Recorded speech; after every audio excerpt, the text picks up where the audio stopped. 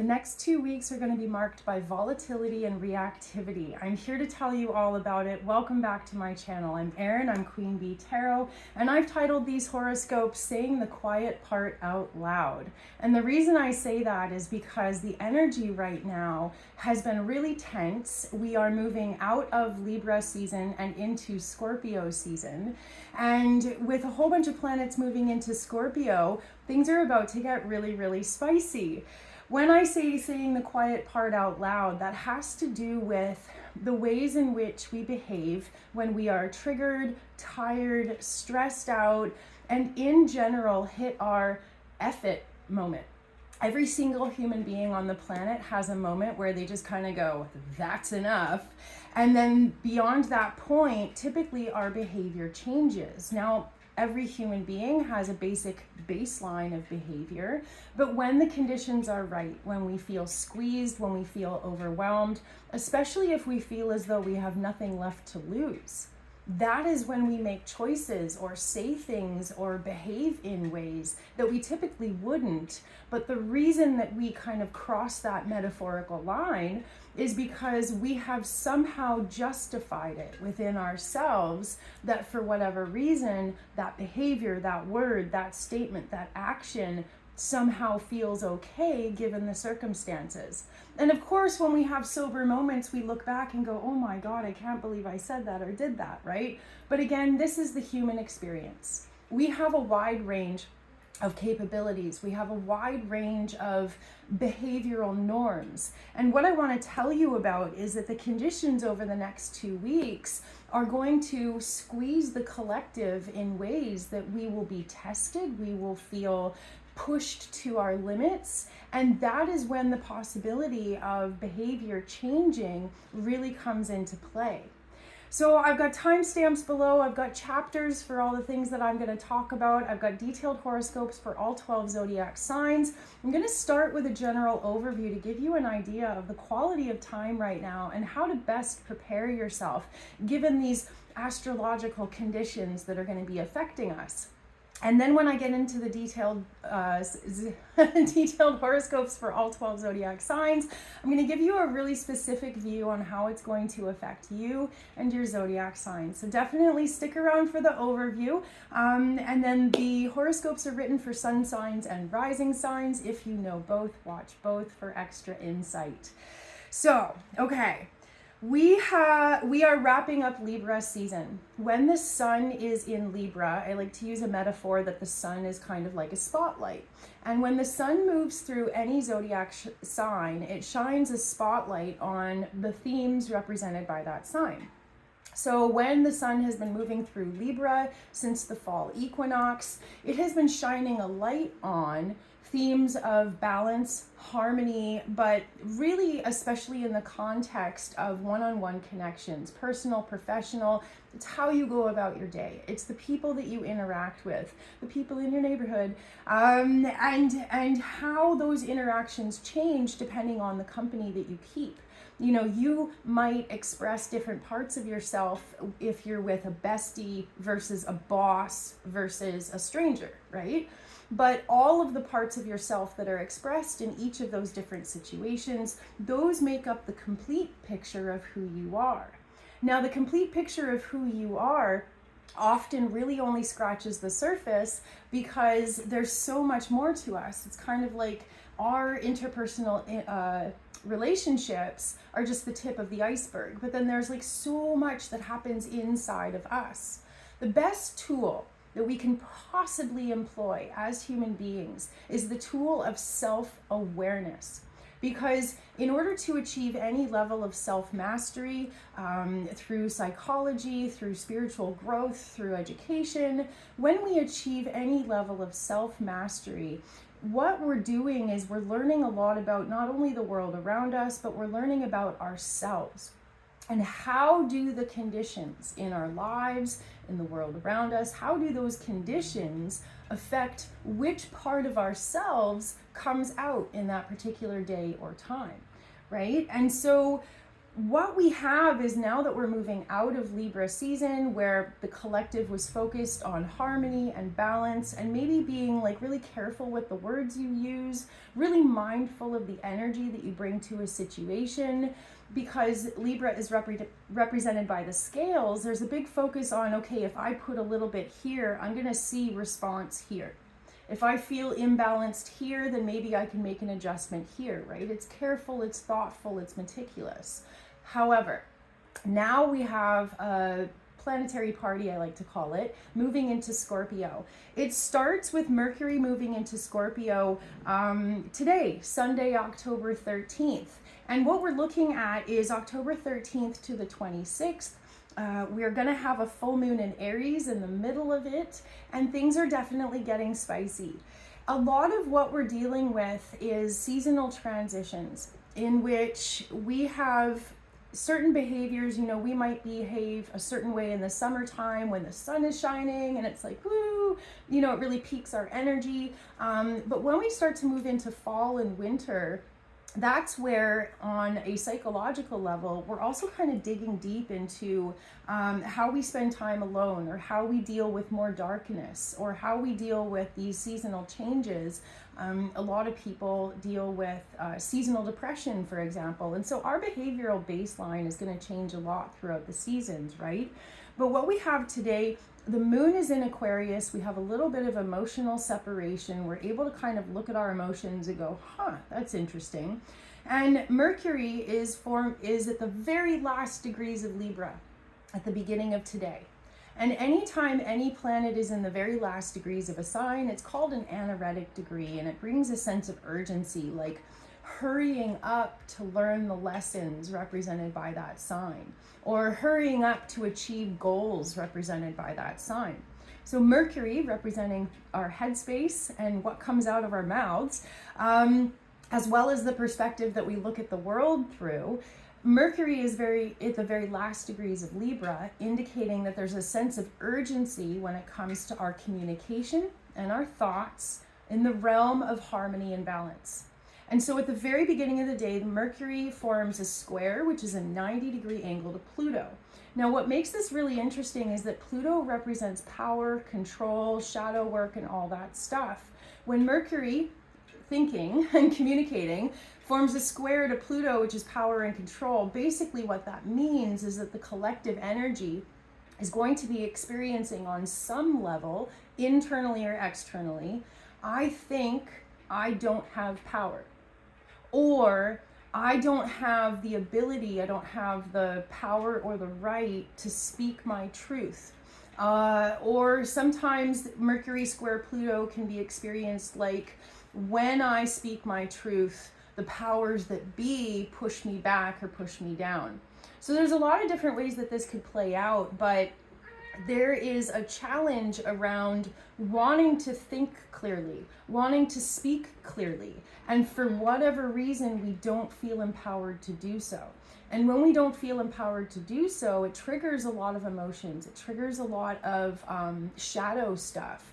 Now, the term shadow work was actually coined by Carl Jung almost a century ago. And Carl Jung really was kind of trying to extrapolate the different parts of our psyche. And when Carl Jung coined the term the shadow, it's really important to remember that where there is light, there's always going to be shadow.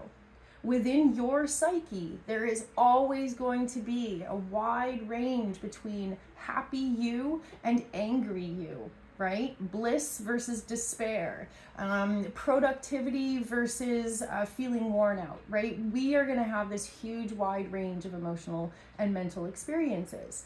But when Mercury forms a square to Pluto, it kind of digs up the darkest.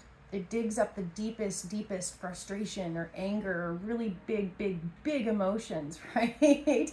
So depending on whether or not you feel empowered to speak your truth, depending on whether or not your mental health right now is in a really good place, Mercury square Pluto could bring up for you either overwhelming despair if you feel completely disempowered, or it could also be one of those moments where things click for you and you're like, wow, I can't speak my truth in this relationship. or my mental health is not supported in this aspect of my life. No matter what happens, it is going to bring your attention to themes of challenging mental health.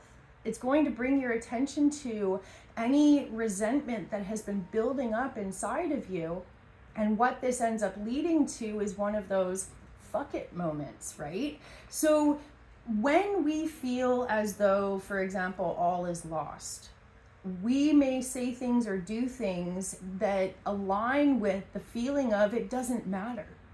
I'm going to say what I want to say because it doesn't matter. Like burning bridges. You know, there's a lot of different ways that this could come through. And then shortly after the Mercury square Pluto, Mercury moves into Scorpio. Scorpio is represented by the scorpion, which is a little desert insect creature that is known for stinging. And there's an analogy of, you know, the scorpion kind of sees enemies everywhere and will often preemptively sting without really fully assessing the situation as a form of self-defense. So when Mercury moves into Scorpio, what we're going to be coming in off of the tail of is resentment, triggered feelings, feeling disempowered, something like that.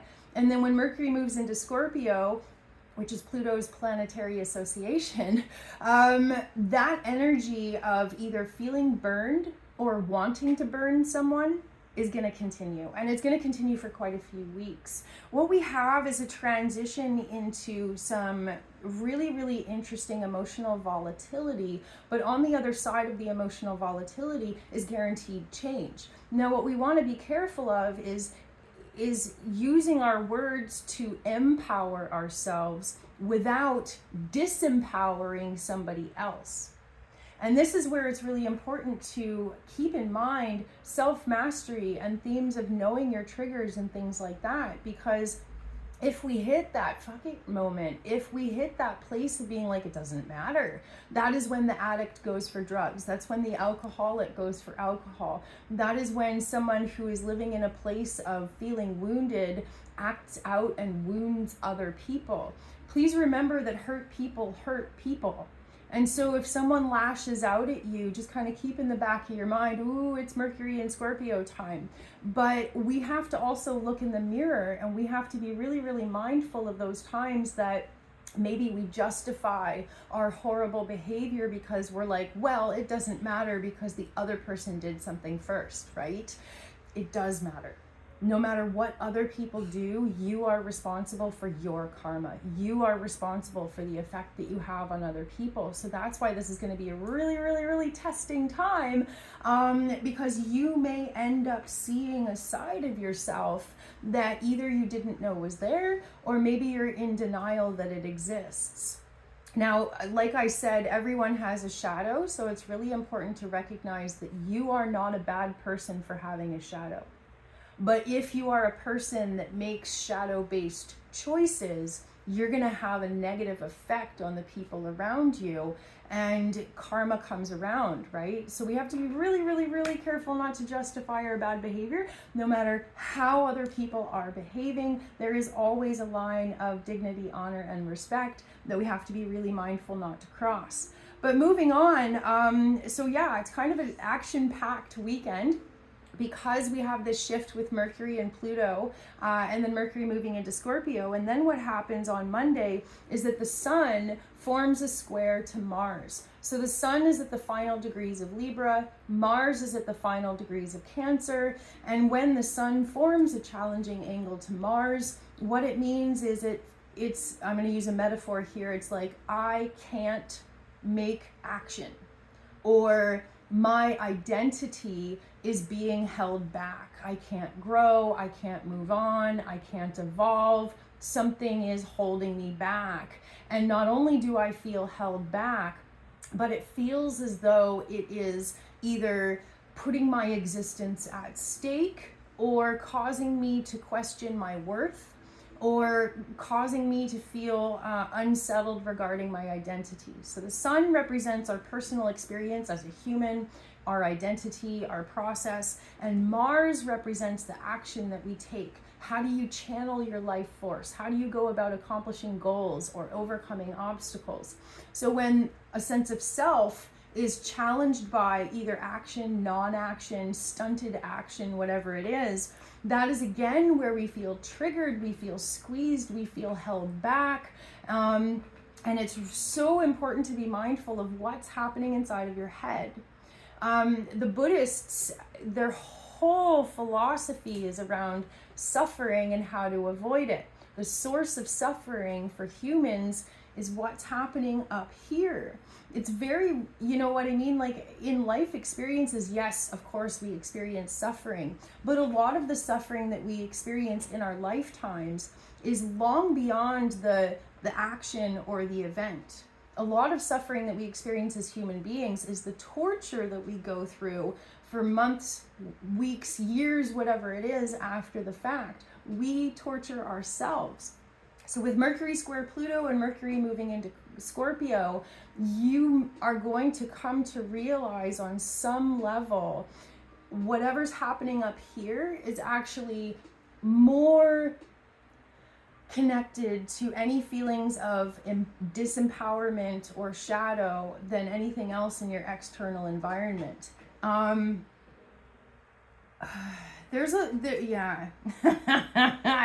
A lot of it, okay, so we as human beings are social creatures, right? A lot of what's going to happen is somebody else's behavior is going to trigger you and you're going to be like, I feel disempowered.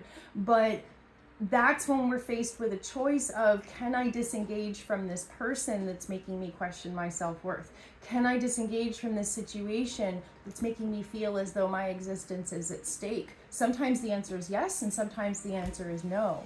A lot of us are dealing with political situations, power outside of our control, things that we honestly can't do anything about. And then the idea is, how do we find solace? How do we find safe space? How do we create safety when safety is not being offered outside of us? How do we create safety on the inside? It's going to be a mental health journey. It's going to be a journey of personal expression. It's going to be a journey of exploring choices, exploring options, and quite often over the next couple of weeks, you may go through moments of feeling like, I have no options, I have no choices. And that's when we have to be really careful to watch the fuck it's that happen in here, because as soon as we say, fuck it, it doesn't matter, that is a slippery slope in which we are more likely to be making poor choices or putting ourselves into difficult situations, right? So it is a time of being tested, but is not all bad. This is where we have the opportunity to see any ways in which we might be our own worst enemy, or any ways in which the people in our lives are making things harder than they need to be, right? The other thing that happens Monday is that Venus forms in opposition to Uranus. Venus is trust, safety, and comfort, and Uranus is change, transformation, and upheaval. So when we have these two forming in opposition, that's saying, maybe I don't feel trust, maybe I don't feel safe, maybe I don't feel comfortable. What can I do to get myself out of this situation? What can I do to make a change, either externally or internally, that's going to help me come back to a place of feeling safe, trusted, comfortable, whatever it is. So the impetus for change is going to be huge. The problem here is that the energy is also quite chaotic, and the energy is going to be conducive of the collective seeking instant gratification instead of thinking long term. How can I make a choice that's going to benefit me in the long run? There's a very high probability of explosive behavior, words coming out that we're not necessarily thinking through. That's why I warn against burned bridges and things like that. But then on Tuesday, Venus forms a really supportive angle, a trine to Neptune. So then on Tuesday, we have this kind of realization of, I am only in control of me. If I waste my energy and my life trying to control other people or trying to control situations, or if I spend too much time watching the news or scrolling through social media, all I'm doing is making myself crazy. But if I am selective when it comes to who I talk to, if I'm careful about creating healthy boundaries in my life, if I make sure to vote every time that I'm eligible to vote, then I can find little ways to empower myself. I can find little ways to craft a life in which I feel safe and comfortable. You may come to the realization that you don't trust the company you keep. You may come to the realization that you need to fight harder for your rights. This is not a time for anyone to be complacent. In the voting thing, no matter what the polls are saying, please go vote. Please don't waste your vote. This is not a time to waste your energy or your efforts. This is a time to double down on any energetic efforts that are productive and positive and healthy. And if we can expand our awareness towards our own behavior that might actually be sinking our boat and disempowering us, these are things that we really need to pay attention to. On Thursday the 17th, we have a full moon in Aries. The full moon is towards the final degrees of Aries, which brings a sense of urgency to this full moon. Aries is like the laser beam of fire signs. Aries is the first sign in the zodiac. It is associated with kind of childish energy, impulsive and reactive behavior. And so this full moon in Aries could be a big F it moment for a lot of people, hitting that whole like, I don't care, it doesn't matter, whatever. And these are energies, these are emotions, these are thoughts that we really need to be mindful of. Because when we say things like that or think things like that, what comes next is usually bad news, right? No matter how justified we may feel. And then at the same time that the full moon happens, full moon is early in the day.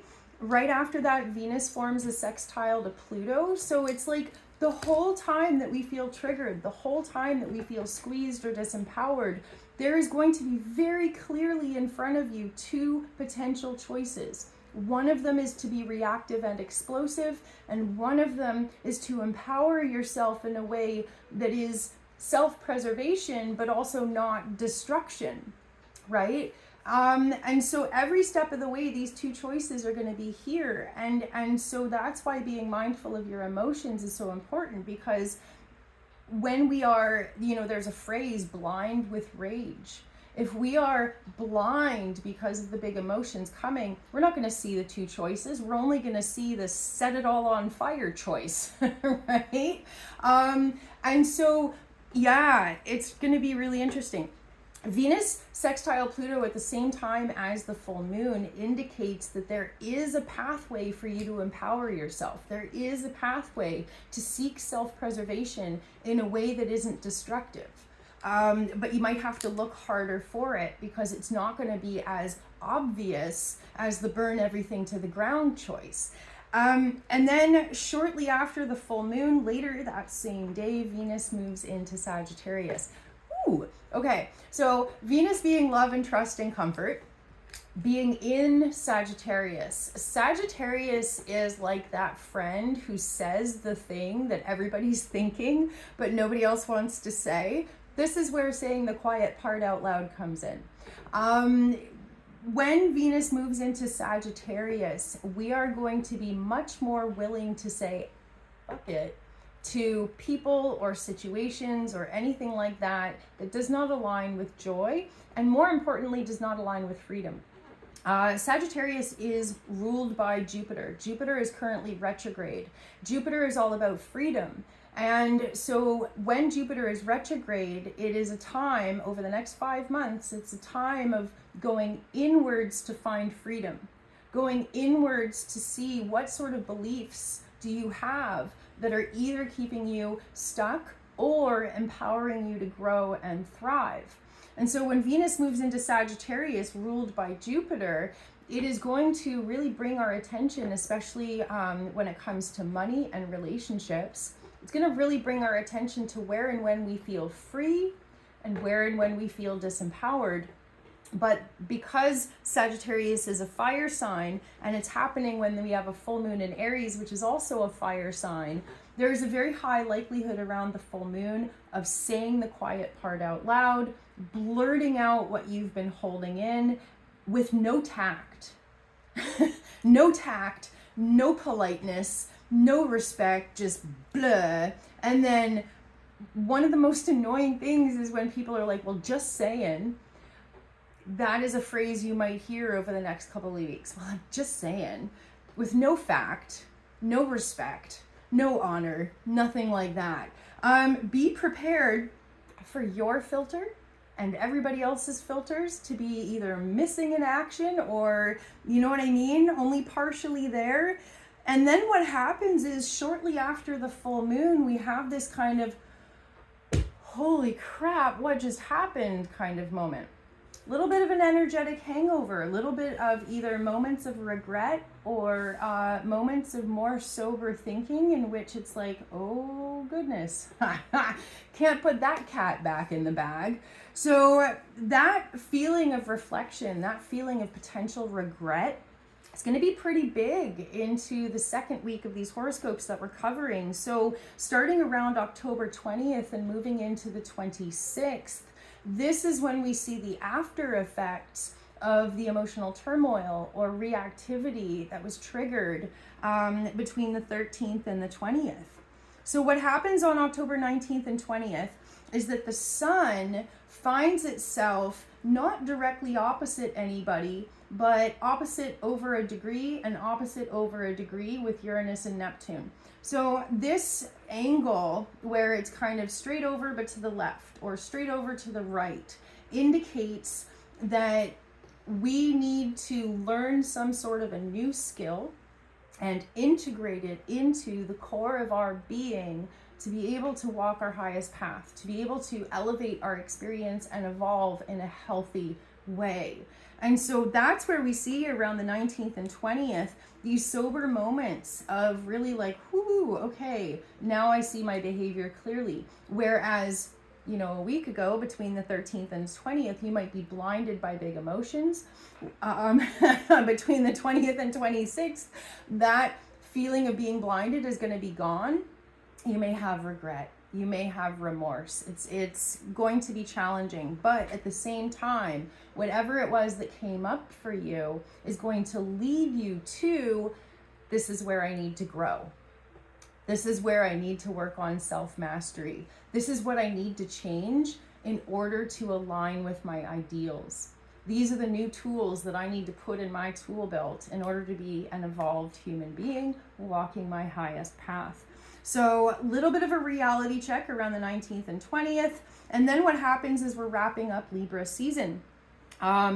Tuesday, October 22nd is when the sun moves into Scorpio.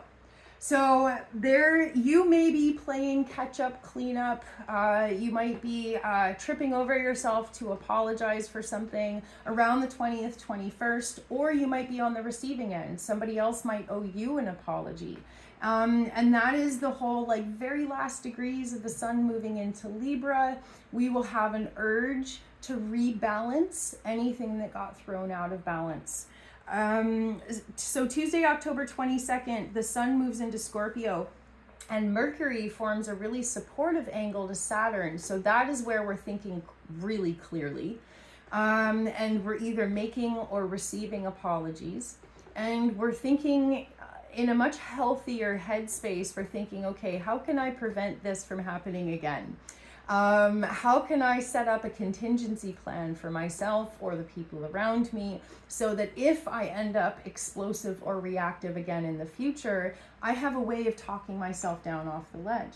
I have a way of employing a filter. Even though I want to tell somebody what I really think, I'm going to learn how to put a filter on, or whatever the case may be. So big learning experiences, lots to process, lots to think about, lots to reflect on around the 22nd, and the sun forms a challenging square to Pluto.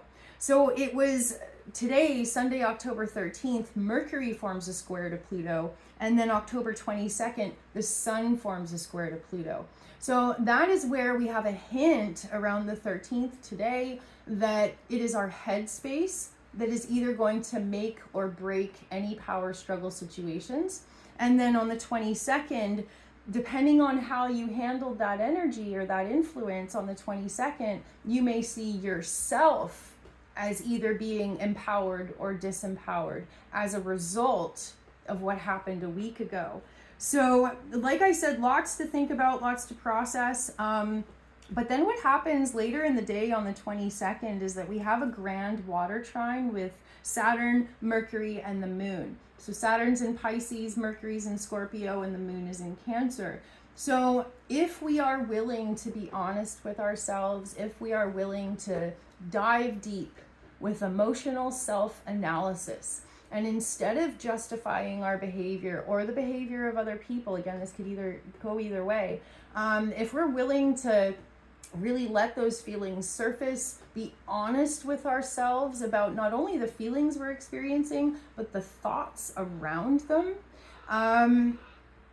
Ooh, loud ravens. That is when we can really kind of see the light of whatever it is that's happening for us. So really just wake up moment around the 22nd. And yeah, then the sun moves into Scorpio. We've got a Scorpio party moving forwards. So after the 22nd, things really smooth out. Mars forms a really supportive angle to Uranus. So Mars is the planet of action. Uranus is the planet of change. That's where it's like, okay, this may have been a rough week and a half or whatever, but now I know what to do. Now I know what changes to make. Now I know how to overcome these obstacles and these issues that have come up. Now I know how to deal with them in a healthy way that is going to lead to my personal evolution as an evolved human being. So there's definitely a lot.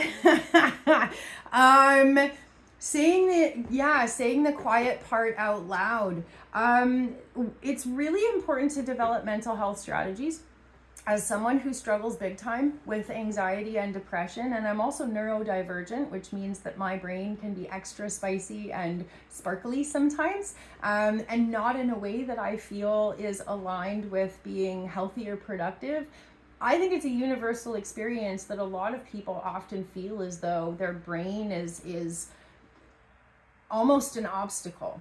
And although our brain can be like a superpower, there are lots of times where we find ourselves almost battling with our brain, right? So anyway, what I'm trying to say is that I've found in my personal journey that I will very easily get stuck up here and I'll get stuck in here. But if I take a pen and a piece of paper and I just start writing out what I'm thinking about, blah, blah, blah, blah, no matter how yucky it is, it doesn't matter. You can crumple it up and throw it away later.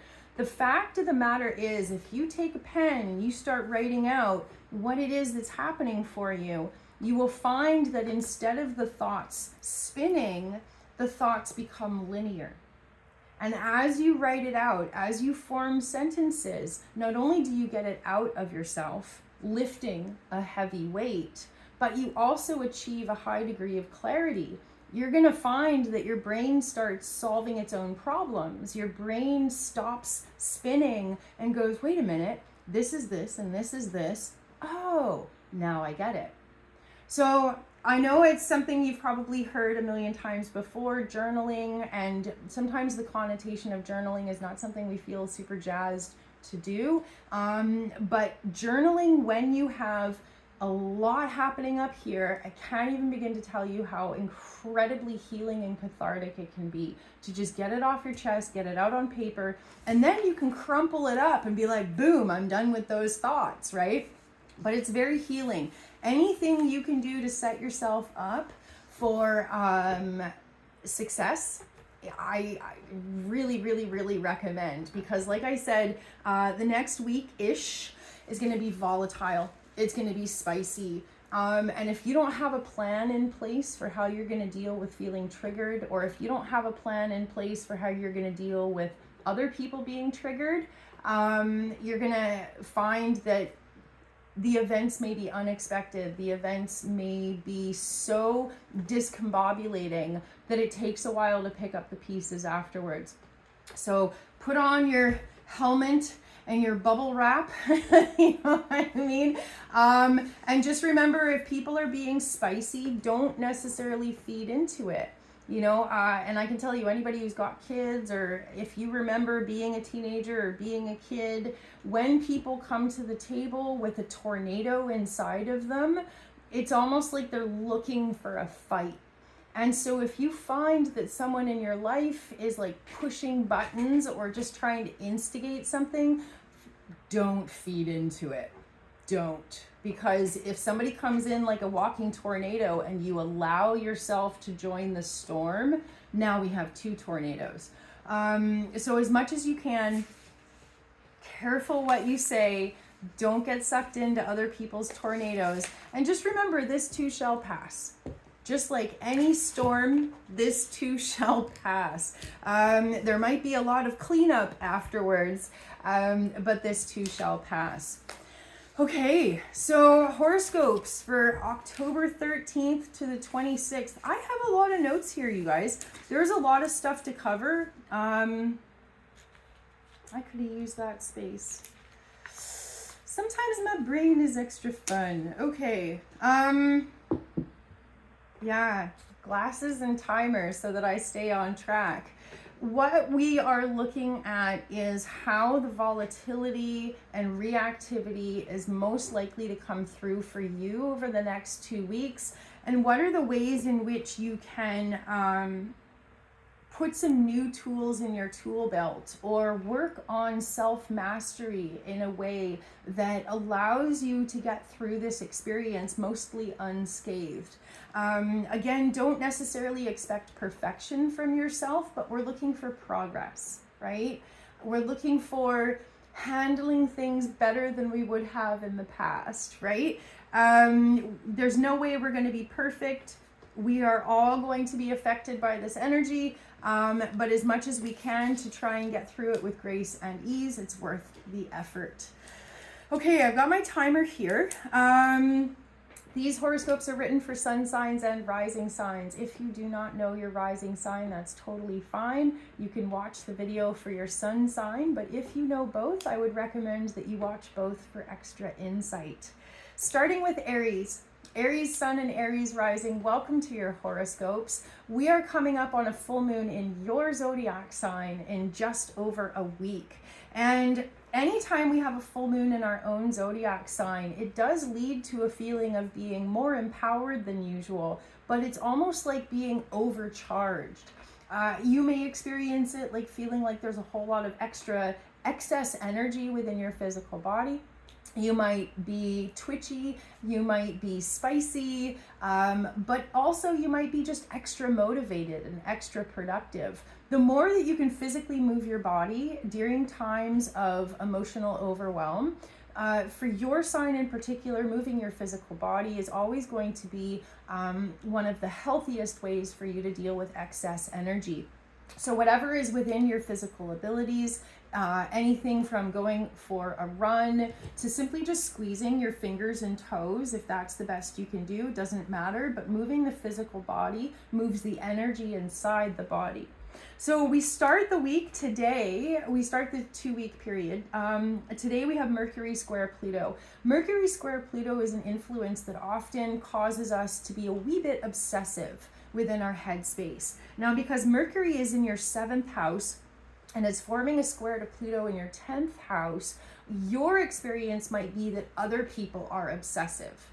And you may be trying to communicate with people and you may feel as though the conversations are not going the way you want to. You might feel as though other people are blocking your progress. You might feel as though other people don't understand or don't want to support your plans. And you may find that it's very difficult for you to find a listening ear. You might find that it's difficult for you to even get along with people at all. So one of my favorite sayings is that plans that depend on other people are not really plans. You may find that the most productive thing for you to do over the next week or 2 weeks is to do as much as you can alone, working independently, and don't expect people to be on the same page as you. It's a blessing when they are, but more times than not over the next little bit, people are just going to be just kind of feeling like they're on a different planet than you. And even though you're going to be tempted to react or push harder to get them to understand, sometimes the best thing to do is be like, whatever, I'll talk to you later about it, doesn't matter. Now, when Mercury moves into Scorpio, that is going to be, it's starting today at the end of the day. Mercury moving into Scorpio is going to be a couple of weeks of the messenger planet representing communication and headspace moving through your 8th house. 8th house is tricky. The 8th house is associated with Scorpio. It's life, death, rebirth, taxes, debt, and also karmic patterns, repeating patterns. So there's a possibility that if you don't find that you're communicating well with people over the next little bit, you might take it really hard. There is going to be a very high probability that people's reactions trigger you to be thinking about some really deep and quite possibly painful stuff. I'll give you an example. One time I was dropping off my youngest at preschool. The preschool lady, usually I always said hi to her and stuff like that, and she just gave me this funny look. And for literally the entire day until I picked up my kid, I was thinking, what did I do? There's something wrong. She must be mad at me. Maybe she hates me. That is this energy. And lo and behold, when I picked up my son at the end of the day and I'm like, hey, are you mad at me? You gave me a funny look this morning. I'm asking the preschool lady and she's like, oh my God, no. I was thinking about how I dinged my car this morning coming to work. Right? So the look on her face triggered me to think all kinds of deep, obsessive, and painful thoughts, whereas in reality, that look didn't have anything to do with me. That is the risk. That is the risk for your zodiac sign over especially the next couple of days, but ongoing over the next few weeks, is you may be reading between the lines too much. You may let your headspace go to some really deep, really painful, really self-destructive kind of places. So if that happens for you, pull yourself out of it and go, wait a minute, hold on. My train of thought is running off the tracks. And that's where we need to move our physical bodies, do the hokey pokey, put on some music, shift the mood. You may find that your mind is your worst enemy over the next little bit.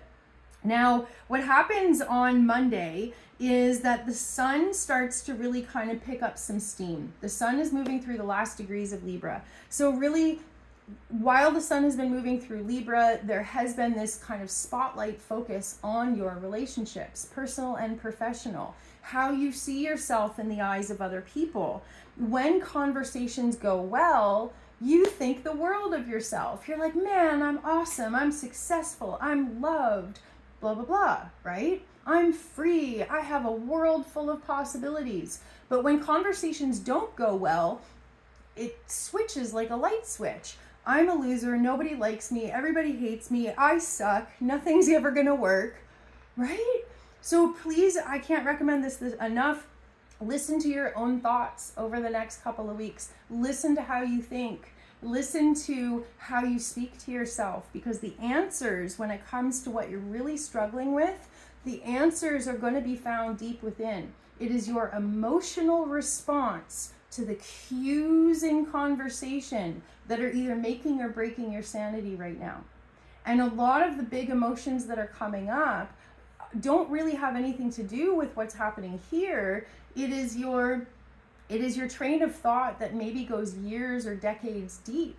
The emotions coming up from deep below are giving you an opportunity to see where your psyche needs healing. Could be your inner child, could be your inner teenager, but there's an inner part of yourself that there's going to be opportunities to see where and when you're triggered and where and when you can heal that, right?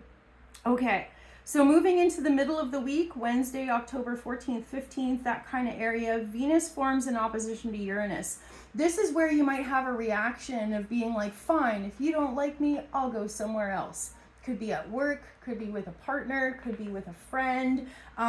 There's a very high probability around the 14th and 15th that you may be so reactive to something that happened in your everyday life that you seek an exit door. You seek a solution. But it's really important to remember, especially when Venus moves into Sagittarius on October 17th, your headspace is kind of controlling things, right?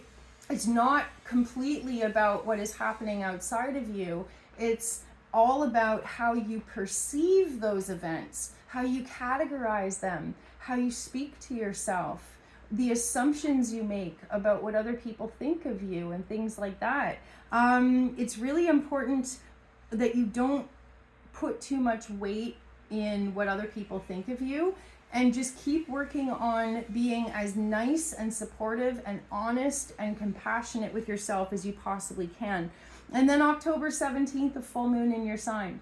Supercharged, super powered. Definitely be mindful that you are not excusing any bad behavior because you've made assumptions about somebody else's intentions.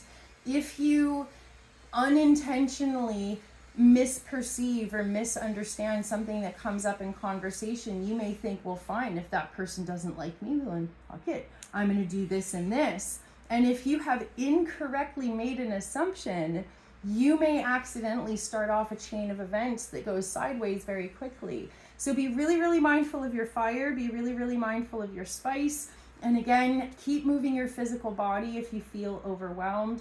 Don't send that angry text. Don't send that angry email. Wait until a much more peaceful moment before you make any major decisions or say anything that you might come to regret later.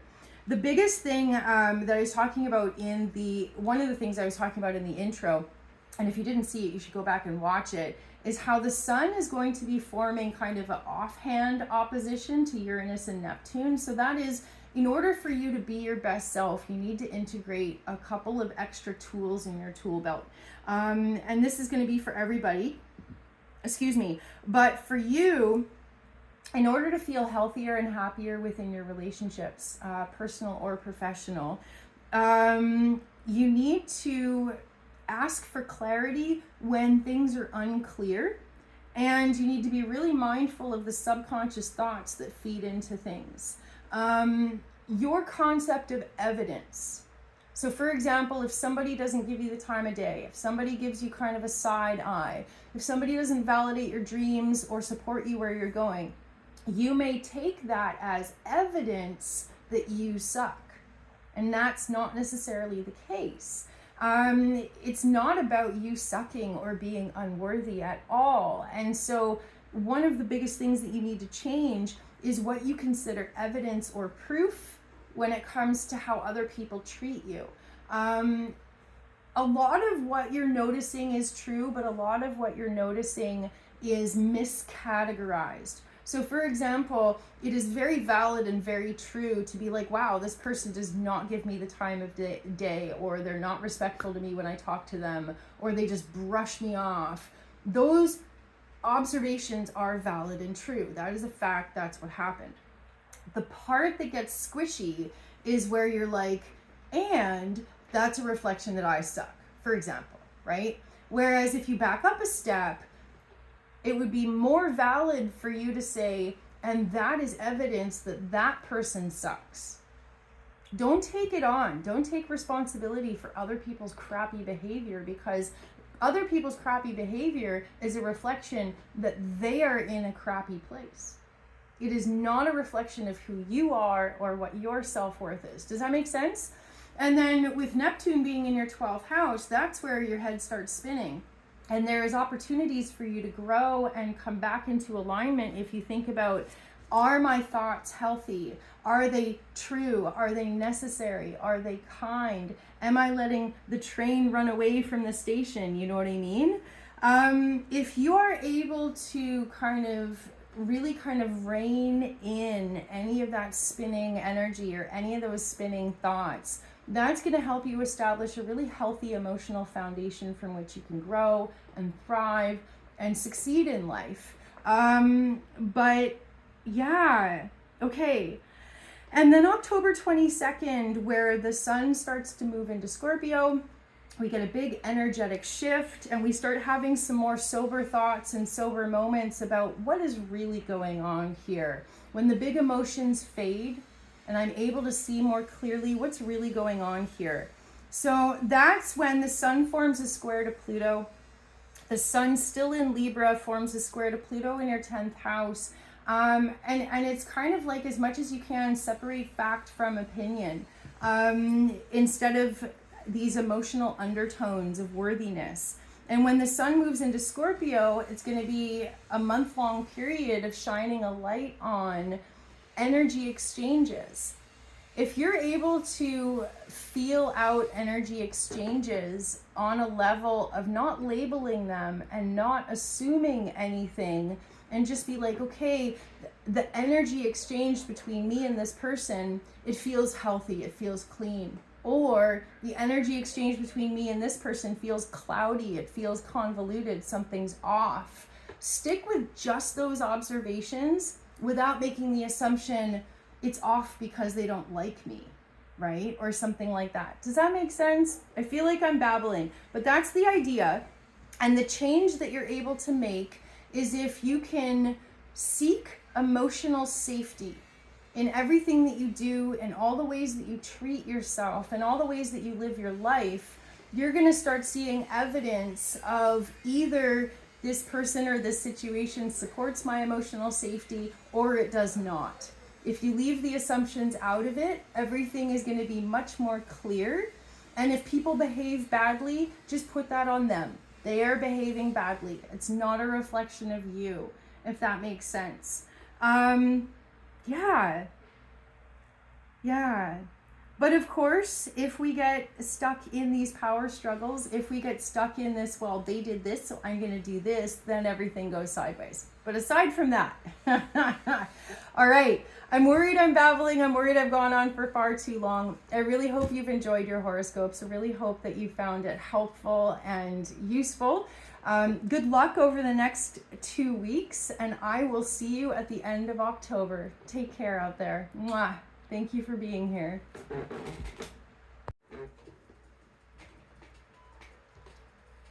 Taurus Sun and Taurus Rising, welcome to your horoscopes.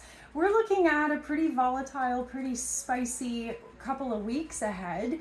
And the way that it's going to affect you guys is more in your day-to-day life and your desire to basically just move freely.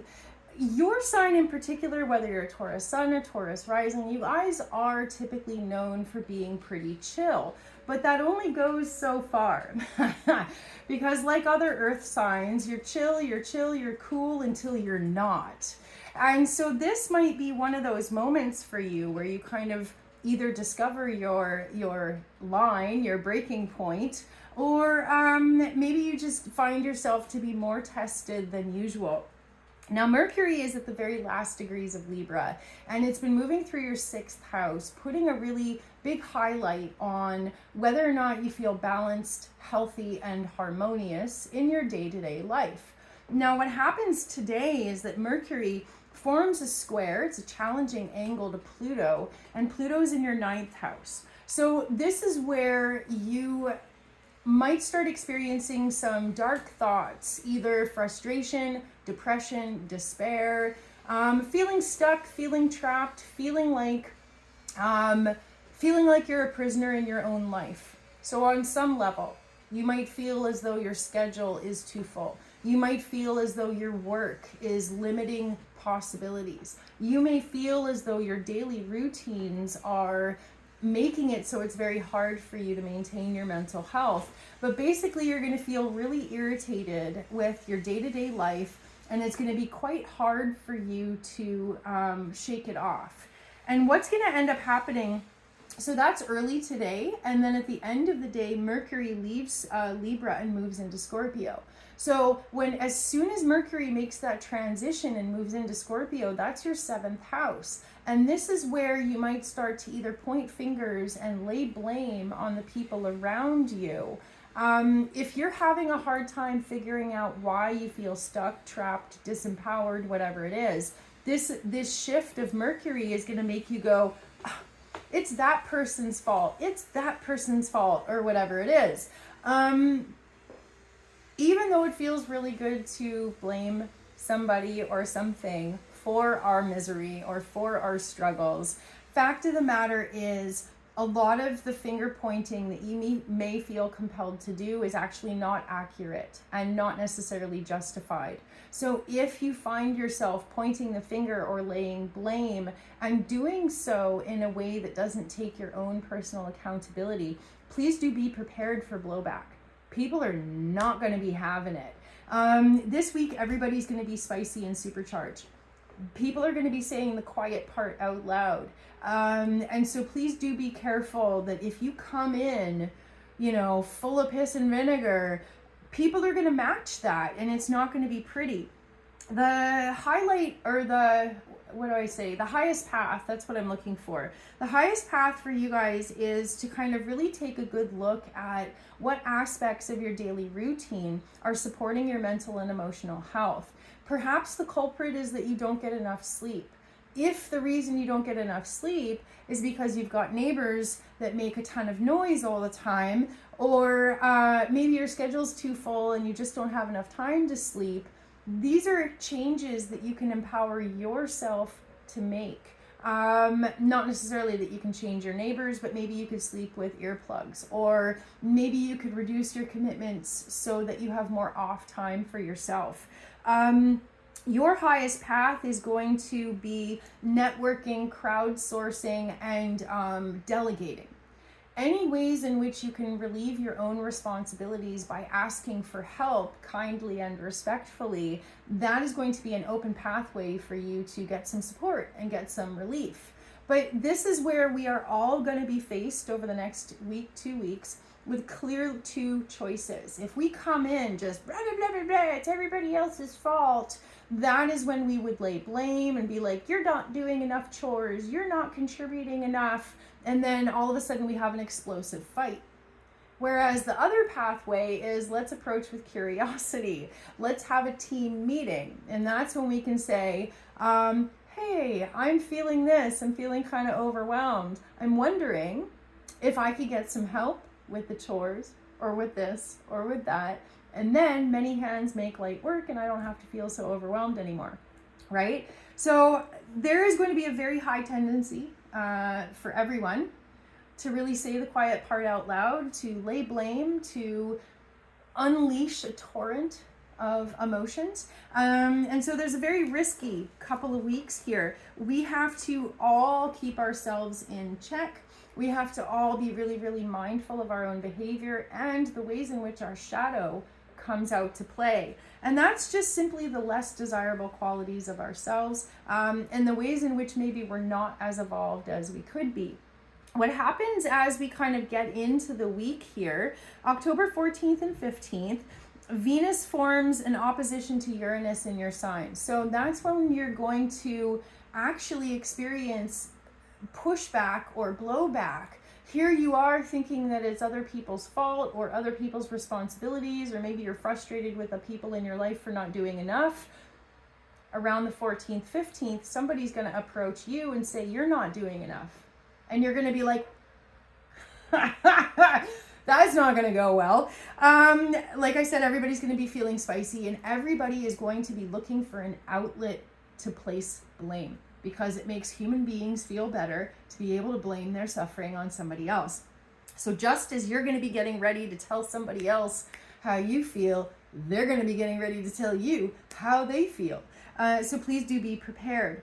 There is an open pathway to align with our ideals if we can get out of the interpersonal dynamics and focus on a common goal. If we can focus on the common goal, for example, we all want a clean house, or everybody in the office wants to feel as though it is a productive and healthy work environment. Whatever the common goal is, if you approach with curiosity and focus on the common goal, it's going to be easier for you to find a pathway with the people in your life towards resolution, towards conflict resolution or solution discovery, problem solving, right? And then October 17th, we have a full moon in Aries. That is the peak of the spicy spice.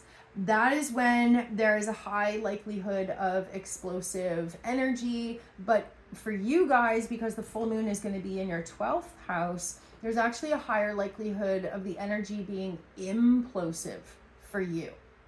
And that could come in the form of like if somebody gave you some constructive criticism, or if it wasn't constructive, if somebody just laid into you, then around the full moon, you may have a bit of a mental health crisis where you're like, I suck, people don't like me, I feel like a failure, whatever your shadow voice might say to you. So please do prepare ahead of time for potential mental health challenges this week.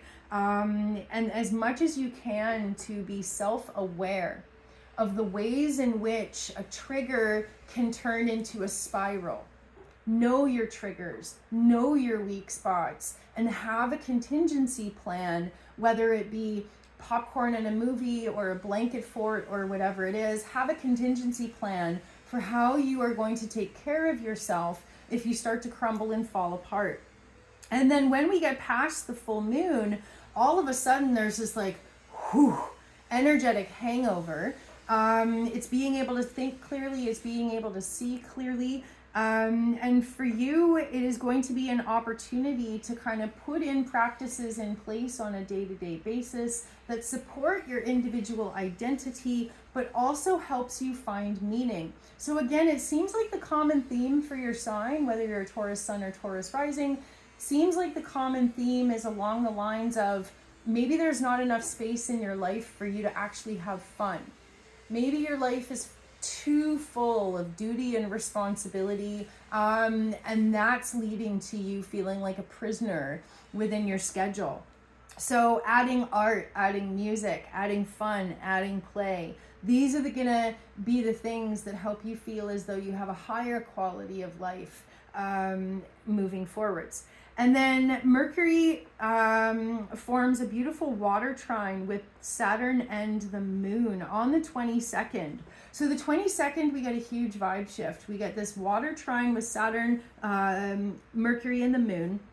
And for you, that's going to activate open pathways where you actually, maybe you connect with a friend and they just give you the best pep talk in the world, and it makes it feel as though the sun has come out and it's blue skies again instead of storm clouds.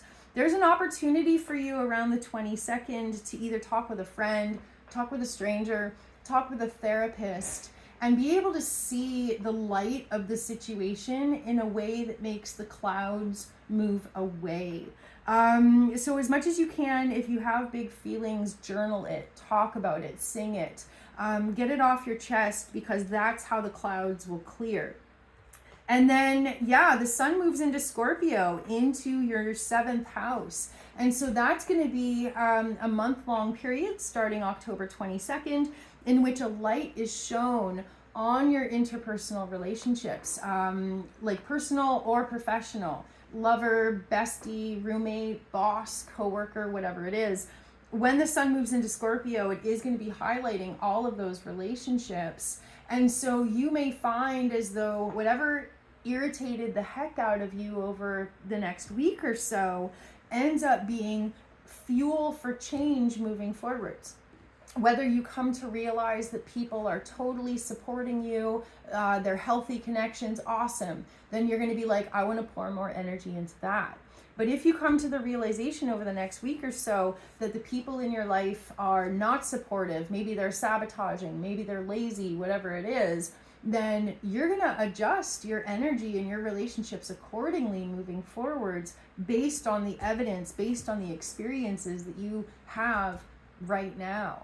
So yeah, okay, that's what I've got for you. And it really does come down to who you have in your close circle and whether or not you feel as though it is a healthy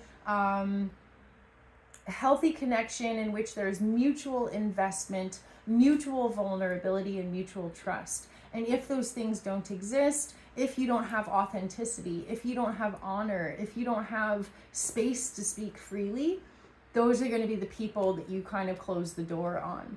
So I hope these helped. I hope you enjoyed your horoscopes. Thank you so much for being here. Good luck out there. And I will see you in 2 weeks at the end of October. Mwah. Bye.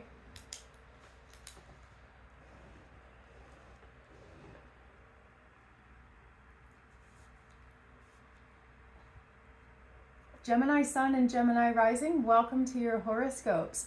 We have a pretty intense week and a half, 2 weeks coming up. These horoscopes are for the next 2 weeks, and for the next week and a half, things are going to be extra spicy, volatile, reactivity. If you didn't go check out the general overview I gave at the beginning of the video, I definitely recommend that you check that out because there's a lot of information in there. But what we're going to do right now is we're going to get into how your sign is affected in particular.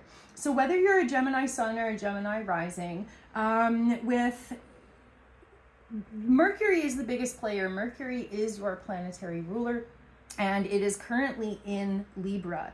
And while Mercury is in Libra, it is bringing a highlight on fun conversations because that's your fifth house. Your fifth house represents joy, play, creativity, the inner child, having fun, right? And while Mercury's been in the fifth house, you have had more of a tendency to want to speak lightly, have happy conversations, but the alternative or the other side of that is that you've been avoiding difficult conversations.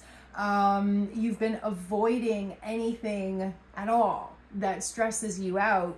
And sometimes we do these things as an act of self-preservation. Sometimes we do these things because we just don't have the energy, but it's important to remember that anything we ignore, anything we neglect, it's still there waiting for us when we finally have the time to deal with it. And that's kind of what you're going to be seeing, is that you have this desire to bring a good balance of work and play into your life, right? But because Pluto's in your 8th house, there's this really heavy influence of almost like powers or controls out of your hands, out of your realm. Maybe you're struggling underneath debt. Maybe you're struggling because you're in a situation where you're being dragged down by somebody else. There's been this ongoing situation in which you feel disempowered. There are threads of finances, money, things like that, and it's almost leading to an existential crisis. And here you are trying to figure out how to solve these third dimensional problems and yet still lead a fulfilling life and still enjoy yourself moving forward. Sometimes you'll be like, it's fine, whatever. And the other times you'll be like, oh my God, it's not fine, right? And that emotional kind of ups and downs, some days are good, some days are really challenging. It is a human experience, but for you guys, one of the biggest challenges has been figuring out, where do I stand? If nothing feels consistent, if nothing feels dependable, if every single day you wake up and it's like a new problem or a new thing, there's almost no space for you to get grounded. There's no space for you to be able to like put down some roots so that you can establish stability, right? So for the last little bit, it has felt like everything's kind of up in the air, but what happens at the end of the day today is that Mercury moves into Scorpio, and for you guys, that's your 6th house. Here's where we start to see stability and grounding, is that there's some opportunity coming through, and it's going to come through at some point in the next 2 to 3 weeks. While Mercury moves through Scorpio, your headspace, your thoughts, your planning is going to be around setting up some sort of a daily routine or consistent schedule in which you will find grounding, in which you will find some form of stability and predictability so that your life can hopefully kind of straighten out for the next little bit. So those opportunities are coming through. Stay open to conversations, check your emails, any jobs you've applied for, or if you're in work already, any communications you have with coworkers, bosses, clients, anything like that. Make sure that your mind is open, make sure that your eyes are open, that you're checking those voicemails, you're checking those emails, because this is going to be a time of increased communication, and with that, increased opportunities as well. So definitely welcome news for you guys. You have wanted to feel as though you have feet on the ground for a while, so that is going to be a really positive influence for you. And as the sun wraps up its journey in Libra, you're going to be looking for ways to bring your values into this new situation that's developing. You're going to want to take everything that you learned during times of instability and times of doubt everything that you came to realize is important to you, as far as being able to laugh every day, as far as being able to live a life in which you feel like there's space for you to be you, authentically you, all of these things that you hold near and dear to your heart, when the winds of change start coming through, you're going to want to implement those in a way that sticks, right?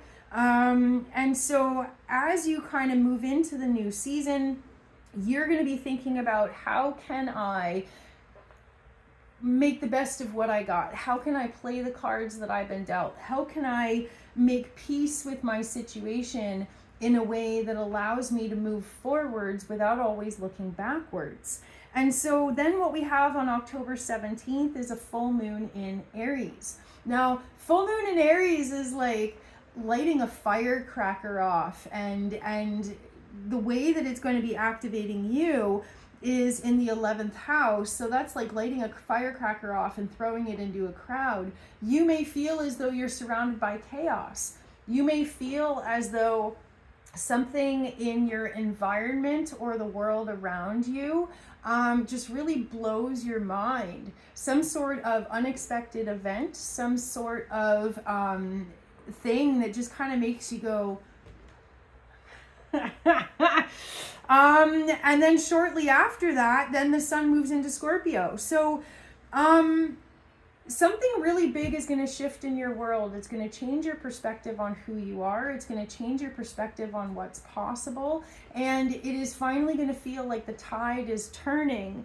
What ends up happening is that the sun, as it wraps up its journey in Libra, like I said, encourages you to remember what makes you feel happy, and then find little ways of implementing that into your daily life. You can find a healthy balance between dreams and goals. You don't have to give up on what's important to you in order to find belonging or in order to find success. And it may have felt as though you were working through the dark night of the soul. It may have felt as though you were faced with an impossible choice of, do I abandon my hopes and dreams? You're going to find a way to implement them and bring them through. So, like I said, stay open to conversation, check your emails, call that person back if you don't hear from them. Be proactive in your communication. Make it a daily routine to tick off things on your to-do list or follow up with phone calls and emails, because that's going to be the pathway to making these connections that change your world for the better. There is,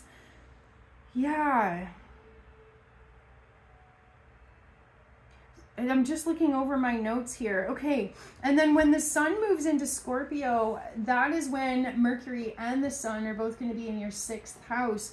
So October 22nd, we really going to get into a month-long time of focusing on your daily routines, implementing new strategies, establishing new schedules, rearranging things so that you have a really, really healthy work-life balance, but you're also able to follow through on some of your dreams. So I just want to say, don't give up. Don't give up on the desire to live your best life. Don't give up on your desire to be your authentic self. It's been a long haul, but there's a new opportunity coming through. So don't give up. The opportunity is out there. Everybody's going to experience this differently. For some of you, it's going to be relatively small. For some of you, it's going to be life-changing. But whatever it is that you've been wishing for and asking for, the doors are finally open. The pathway is finally open. It's really important that your emotions don't get in the way. Because if you're not in a healthy place, if you haven't established good mental health routines for yourself, you're not going to see that email. You're not going to see that job listing. You're not going to see that perfect opportunity because you're in a place of and every human goes through it, right? We all have moments of being in a funk. But just be mindful, if you can start your day with some sort of a healthy mental health routine, or if you're partway through your day and you're like, holy crap, I'm spinning, and then, play your favorite song on some headphones or something like that. Take responsibility for the reset, and you will be prepared. You will have your eyes open to take advantage of the blessings coming your way. I hope that makes sense. Thank you so much for being here. Good luck out there. It's definitely going to be a wild ride, but everything definitely calms down around the 22nd. So you can do it. I hope you enjoyed your horoscopes, and I will see you again in 2 weeks. Bye.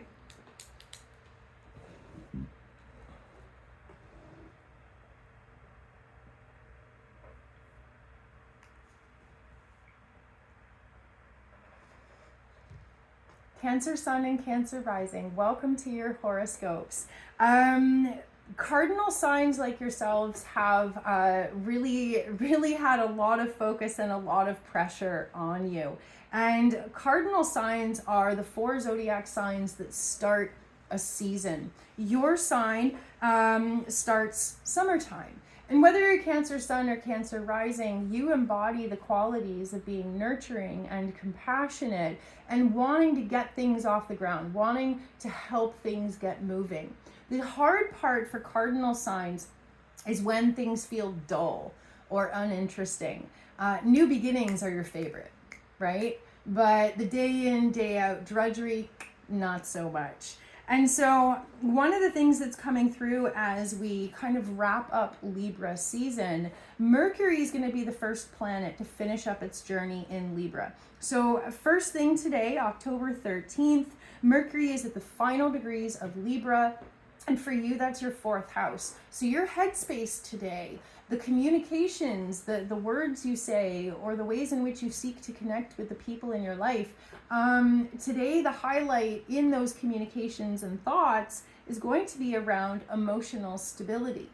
And you're going to be thinking about whether or not your needs are being met. You're going to be thinking about whether or not you feel safe. And you're going to be thinking a lot about whether or not you feel supported. And any ways in which you don't feel safe or don't feel supported, your instant reaction, because Mercury squares Pluto, your instant reaction is going to be somebody else is taking away my happiness. Somebody else is holding me down. Somebody else is using up my resources or sucking the energy out of my life or whatever it is. Your observations on some level are going to be correct, but on another level might be over the top, might be extra dark, extra critical, extra obsessive. There's going to be a touch of truth to everything that you're noticing and thinking about, but there is a very high risk of embellishing that truth to a point in which you put yourself in a position of I'm the victim or whatever it is, right? And again, there's a touch of truth, but please do be careful to not blow things out of proportion. There's a tendency right now with Mercury square Pluto, and then at the end of the day today, Mercury moves into Scorpio. All of this Scorpio energy is going to lead to the collective being dark and obsessive and critical and quite possibly saying the quiet part out loud. Whether you find yourself on the giving end of that or the receiving end of that, that is the collective energy right now. So please do put on your helmet and your bubble wrap, right? What happens though is that those discordant emotions really dominate the first half of today. And then as we get into the second half of the day in the evening, Mercury moves into Scorpio. So that's your 5th house. This is a blessing for you because instead of being like, you know, that person's making me miserable or that person's taking away my power, you're going to say, fine, I'm out of here. And you're going to go do something that makes you happy. For your sign in particular, Mercury moving into Scorpio is actually going to be a blessing. It's going to be a welcome relief because it's going to help you give yourself permission to seek pleasure, to seek joy, and to avoid pain. Because it is your nature to be compassionate and giving and supportive, you will often find yourself in situations in which you are giving from an empty cup. And sometimes even prioritizing the emotional well-being of others over your own or at the detriment of your own emotional well-being. So when Mercury moves into Scorpio, you're a water sign, Scorpio is a water sign. It's going to bring a sense of flow that is going to help you be like, and enough of that. I don't want to keep putting my energy into this. I don't want to keep holding space for that person or that situation. I'm going to go do something nice for myself, and I might not even tell anybody. So do it. Get yourself that treat. Go for that drive. Walk away. Don't answer the phone. Don't hold space again if you're just being taken advantage of. Whatever you need to do to act on self-preservation, do it. And as Mercury moves through Scorpio over the next couple of weeks, it's going to get easier and easier and easier for you to choose joy instead of choosing suffering. And I know a lot of us say, I don't choose suffering. Well, sometimes we kind of do when we don't even realize it, but that's a story for another day. Then what happens as we get into the week, Monday, the sun forms a really supportive angle to Jupiter. And that is where you're going to have these realizations of, my emotional health is my responsibility. And if I claim that other people are taking away my emotional health, an aspect to that story is that I willingly gave it away. I participated in this situation, or I stayed too long, or I didn't speak my truth, or whatever it is, right? So there's a blessing of these healthy realizations coming through as the week starts to progress, where you're like, actually, I kind of was a part of that, or actually, I kind of did participate in that, right? Now, I want to encourage you, don't take responsibility for other people's shit. Don't do that. But take responsibility for the ways in which you put up with it, or the ways in which you didn't set boundaries, or you didn't walk away. Only take responsibility for your part, and that's going to show you the exit door. The other thing that's happening is that the sun forms a square to Mars, and where that's an issue for you is you're going to feel really conflicted. Well, I am a supportive, nurturing, emotionally healthy person. Therefore, I have to hold space for this, or I have to do this, or whatever. And you're going to be invited to think about, do you though? Any of those have-tos, any of those duties and responsibilities, do you really have to? Or have you only convinced yourself that you have to? I want to tell you, you could be the nicest person in the whole wide world and occasionally tell people to go fuck themselves and still be a really nice person. It's just that sometimes people need to hear that, right? So this is where whatever vision, whatever personality, whatever character you see yourself as, I guarantee you did not sign up to be a doormat, right? So there's a difference between being compassionate and supportive as opposed to being a punching bag or being a doormat. Make sure as much as you can to differentiate the two, because often that is where things are getting sticky, and that is where things are really hard. And you may feel as though you are suffering because of something you've manifested, either a child that you've birthed, or a business that you're tied to, or a job you committed to. You may have this kind of crisis of identity, like, this is my life, this is what I've created, this now I'm stuck with it. And that may be the case, but the more that you can dive into that, and as much as you can extrapolate, okay, this is my responsibility and this is their responsibility. Do that emotional deep dive, give yourself permission to choose self-preservation, and the answers will become clear. For the collective right now, if you didn't see the general overview at the beginning of the video, I definitely recommend you go check it out. But yeah, for the collective right now, there's two very clear pathways opening up. One of them is feeling so emotionally discombobulated that we just kind of want to burn it all to the ground. And then the other pathway is, okay, yes, I feel emotionally discombobulated, but I'm going to choose to disengage. I'm going to choose to change my direction or change my interactions or whatever it is, right? So just be mindful of the times that you just want to burn it all to the ground. Not usually the best choice. And then what happens is we get into the middle of the week. Okay, the full moon in Aries is October 17th, and for you guys, it's going to be in your 10th house.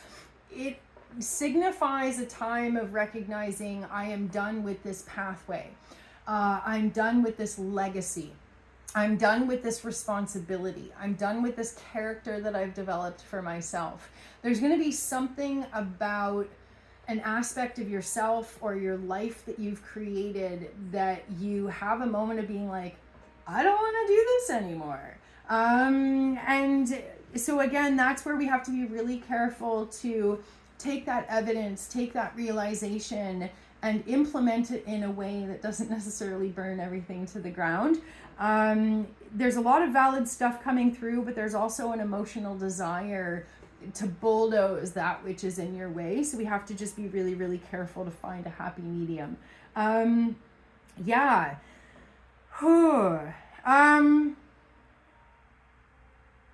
A lot of it has to do with like feeling as though you're stuck. What's that song? Stuck in the middle with you. Maybe you feel really disappointed in the company you keep. Maybe you feel really disappointed in your family, your kids, chosen family, blood family, whatever it is. But what ends up happening is that you're going to come to the realization, especially after the full moon, when the emotions and the energies settle, you're going to come to the realization that a lot of what you're struggling with is what you've built up inside of your head. You know, if you have decided that you're the kind of person that's always there for your friends, but then you feel resentful because your friends expect you to be there for them all the time, and you realize that they're not there for you. Here we have this like chain of events full of information that we can work with, full of facts that we can be like, okay, this is this and this is this. But where we get lost is saying, but this is who I am. This is what I'm stuck with. I have to. So just be really, really mindful of any of the ways that you say to yourself, I have to, and then question that. Question that belief. Examine that commitment. And then as we kind of move into the second week, between the 20th and the 26th, things really start to smooth out. You're going to see open pathways. You're going to see opportunities to change your thinking. You're going to see opportunities to disengage and do something nice for yourself instead. And the more that you can only give when you have the ability, you know, like the oxygen mask, put on your oxygen mask before helping other people. Don't give from an empty cup. Give yourself permission to say, no, I can't do this right now. Give yourself permission to put your phone on do not disturb. And it was suggested to me, you know, a lot of us have a really hard time saying no. And so we will say, I can't because blah, blah, blah, blah, blah. Well, when we say because blah, blah, blah, blah, we leave an open pathway for somebody to challenge that and get their foot in the door so that we end up saying yes. So sometimes one of the most powerful things we can do is just say, nope, sorry, I can't do that. No excuse. No door for you to put your foot in. You know what I mean? So get comfortable with saying the word no. Get comfortable with choosing yourself. Get comfortable with doing nice things for yourself. And watch that resentment start to wane. A lot of your have-tos aren't really have-tos. Yeah? Yeah. Okay. Thank you so much for being here. I hope you enjoyed your horoscopes. Good luck out there. And I will see you in 2 weeks at the end of October. Mwah. Bye.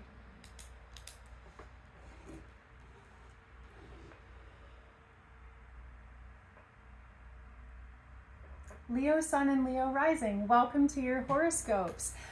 We have a full moon in a fire sign. You're a fire sign. This is going to be an extra supercharged couple of weeks for you. But there are also some really big warnings because all of the fire, all of the heat is going to be affecting the collective in a way that there's going to be a very high degree of emotional volatility. And with that, reactivity. The people are going to be coming to the table just riled up, and one little thing could set them off. One little thing could set you off. The best thing we can possibly do is work on self-mastery. Leo is, in the tarot, Leo is associated with the Strength card. And the Strength card is a person who's wrestling a lion. It is a metaphor for knowing your triggers, knowing the animalistic part of yourself. And then the pathway to peace is the pathway of taming your own instincts. Sometimes we get confused and we think I have to control this person or I have to control this situation. No, all you can ever control is yourself. And that is the pathway to self-mastery. And so what happens today, we have Mercury square Pluto. Mercury is at the last degrees of Libra. So there's a sense of urgency when it comes to our desire to achieve balance or harmony or to feel respected, for example. But it's coming up against a square to Pluto, and Pluto's in your 6th house. So there's something about your health or your daily routines that is more of an obstacle than anything else that's happening for you. And where you're at is thinking, maybe I can talk about this, maybe I can solve this, maybe I can ask for help. But what we're seeing is potential for the possibility being the biggest obstacle, like I said, for you is actually something that you have normalized for yourself. And for everyone, this is going to be slightly different. But when I talk about normalizing something and not even realizing it's a problem, it's a lot like the person who drinks 15 cups of coffee a day and then goes to their doctor and says, man, I'm having heart palpitations. I just have a high degree of anxiety. I don't know what the problem is.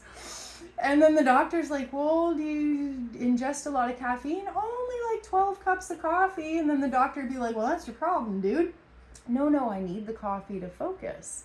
I don't want to fix that. We have to think of a different way to fix the anxiety and heart palpitations. So I'm using a metaphor. I'm using a totally made up story here to help you understand that sometimes the solution is staring us in the face. Sometimes it is something that we've normalized, especially when it comes to some sort of habitual behavior, a food we're eating, a daily practice that we're doing, something that we're putting into our bodies. And if it's a vice, for example, that we're not willing to let go of, then we're going to be like, no, that's not the problem at all, when in fact it is. So if you're able to talk to someone, a trusted friend, a therapist, a doctor, or something like that, to get a second opinion on what is it that I'm struggling with and what is the pathway to health, what is the pathway to feeling better. The other side of that is you have to be open to their suggestions. You have to be willing to hear, something that's maybe a hard pill to swallow. But if you're open to the information, it is available for you. And then what happens, that's the beginning of the day today. At the end of the day today, Mercury moves into Scorpio. When Mercury moves into Scorpio, it's moving into your 4th house. The 4th house is kind of like staying home, being cozy. It's all about your emotional health. It's also about family roots, or your current home, anything along those lines. But it's like your safe place in the world. So while Mercury moves through Scorpio over the next couple of weeks, it's going to put a highlight on what helps you feel emotionally safe and what helps you feel emotionally healthy. And you may find that over the next few weeks, because first Mercury moves into Scorpio and then the Sun moves into Scorpio, all of this energy in your 4th house might cause you to be less social, less outgoing. You might be like, oh, I just really want to be cozy. I want to make my house look nice and smell nice and feel nice. It could be from that standpoint. Or it could be, I realize now that I can't drink anymore because it's not good for my health. Therefore, I need to stop socializing because that's a trigger. Or, you know what I mean? So I'm just sort of throwing some ideas out there. But what you're going to be doing is putting a highlight on emotional health, making changes to your daily routine, and as a result, being less social or less inclined to want to leave your home. And then what happens on Monday, that was just a jam-packed weekend. What happens on Monday is then the Sun, which is currently in your 3rd house, putting that highlight on those social connections, putting that highlight on honest conversations. You have an opportunity on Monday to connect with a member of your community or someone in the greater world, and that connection can open your mind as far as beliefs, possibilities, philosophies, new information that can really shift things for you. For example, if you're struggling with drinking, for example, everybody knows about AA, but a lot of people are resistant to Alcoholics Anonymous because there's such a component of God. There's such a component of higher power this, higher power that. And if someone is not religiously inclined, they may avoid AA because it just doesn't align with something that feels helpful for them. But there's this lady in France who wrote a book called Tired of Thinking About Drinking. And she reframes everything in a way that if you're atheist, if you're not spiritual leaning, it makes way more sense. And it's way easier to integrate healthy habits into your life. So just a thought, right? If one method is not working for you, explore other methods. If you're willing to seek the information through conversation or research or crowdsourcing or talking to a professional, there are mind-blowing and mind-opening solutions available for you if you're willing to look and if you're willing to be open to hearing something different. But there's also a very high possibility that you have to let go of something that has become habitual.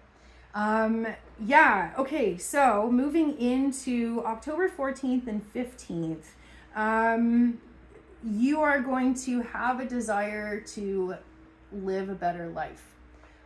Whatever it is on a daily basis that's dragging you down or stressing you out, you're going to hit a point of being like, I don't care what it takes, I want to feel better.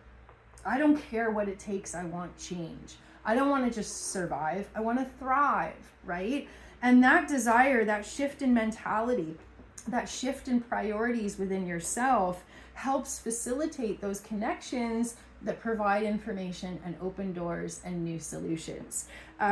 So let yourself be loved, let yourself evolve, let yourself move out of your comfort zone. You guys definitely love talking things through to find solutions, and that's really going to work for you this week.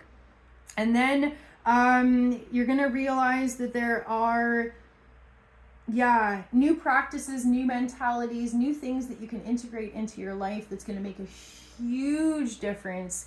And it doesn't even necessarily have to be big, huge, sweeping changes. Often it's just one small thing or a couple small things that we implement on a day-to-day basis that leads to big sweeping changes, right? And then on October 22nd, the sun moves into Scorpio. So that's where I was saying we're going to have this double influence of highlighting emotional health for you, highlighting the sacred space that you live in, your home, your sanctuary, whatever it is for you. And maybe it's a matter of making a house a home, bringing some heart into it. Good foods, good smells, good company, whatever it is. But you're going to feel more of a tendency to withdraw from social activities and a higher sense of urgency or sense of priority on being healthy, being genuinely happy, and doing whatever it takes to achieve that within your life. And you're going to find moving forwards that one of the biggest things is your subconscious beliefs. One of the biggest things is, people might know you as being like very Leo, very confident, very like right? But often that hides deep insecurities. Often that hides little broken parts of ourselves where, we're not always comfortable touching in on that. We're not always comfortable healing that. But that is exactly what's going to be coming up for you, is any ways in which you really want to kind of shore up the foundation of your life in order to really feel like you've addressed these things that have been nagging you, and really achieve some sort of completion when it comes to self-love, self-confidence, and doing so from a place of being humble. Humble self-acceptance, For example, if you're making up for insecurity by drinking a lot or something like that, that would be the realization of like, okay, I can't be drinking. I need to face these issues so I can genuinely be confident and genuinely be happy instead of using something to make me think I am. Does that make sense? Okay, awesome. I hope that resonated with you. I hope that you enjoyed your horoscopes. I do hope that these were helpful, enlightening, and uplifting. That full moon in Aries happening on October 17th is going to activate your 9th house, and that really is the theme for you. Get fired up, get passionate, seek new information, new inspiration, whether it be formal studies or philosophy or spirituality, or simply asking for the advice of someone who you consider to be well informed or wise. Feed your mind, and everything else will start to come together. I hope you guys have an amazing 2 weeks. Good luck out there. Thank you so much for being here, and I will see you next time. Bye.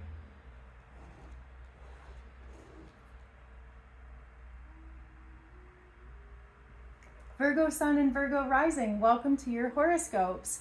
We are looking at some pretty spicy, volatile, and reactive energies over the next little bit.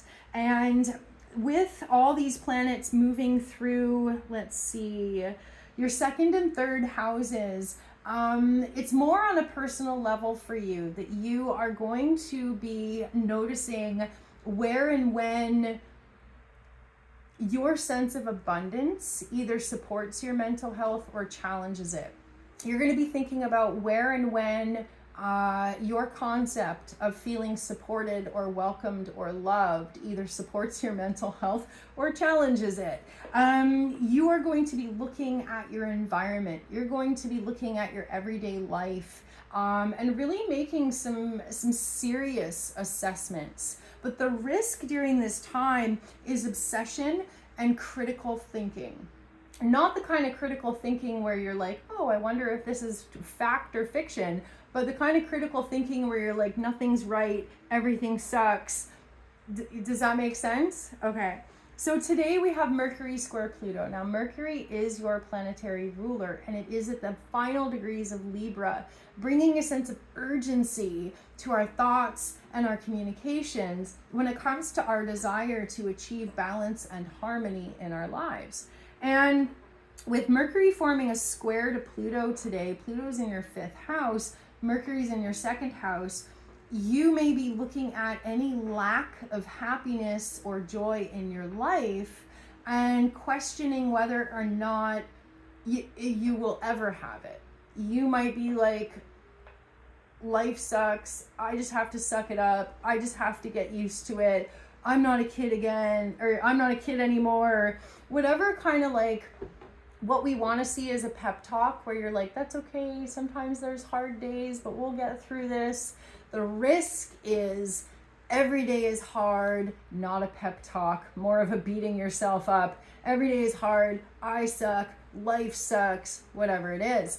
And so this is where your perception of success or safety or validation, your perception of your external environment is going to be directly connected to the quality of your mental health. And you may feel challenged if there's not enough fun in your life. You know, Virgo rising, Virgo sun, you thrive when you are helpful. But when you are always helpful and always on duty, then it starts to be no fun. And so you might be circling around thoughts of feeling like people take advantage of you. You might be circling around thoughts that life is no fun. Whatever it is, be careful of where you let your thoughts take you. Because if you let your thoughts go unchecked for far too long, they could spin into a really dark, really unhealthy place really fast. So keep an eye on that. And don't hesitate to put on the brakes if you realize that your head is just spinning, because it's not something you want to leave unchecked, especially not this week. Now, at the end of the day today is Sunday, October 13th, so Mercury squares Pluto in the very beginning of the day. At the end of the day, Mercury jumps into Scorpio. So it's finished its journey, that sense of urgency will pass, and when Mercury moves into Scorpio, that's your 3rd house. That's where instead of you having this huge focus on what's in front of you and how that reflects on you, the focus is going to shift to wanting to talk about stuff, wanting to do something about it, not just observing and judging and evaluating, but going, how do I feel about this? How can I work with this? How can I change this? How can I jump into this or avoid this, or whatever the case may be? So this is going to be a really, really good change for you, because it's going to allow you to let go of some stress and some pressure that's been feeling really overwhelming lately, and start to move into a higher sense of flow. If I don't like this, that's fine, I'm going to go this way, instead of like, I don't like this, right? And so yeah, the sun at the beginning of this week on Monday, the sun forms a really harmonious angle to Jupiter real quick.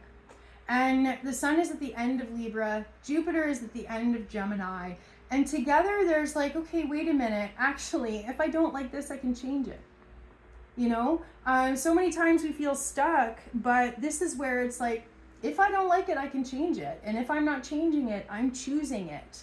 But to stay in the role of victim when I have at least a little bit of personal power is not an accurate assessment. It's an ego trip. You know, a lot of us identify ego with the whole like, I am so great, everybody loves me. But did you know it is also ego to say, I have it harder than anybody else. I'm always the victim. My life always sucks. Other people have happiness and I don't. That is also ego. So it's just really important to think about, okay, where am I letting my thoughts take me?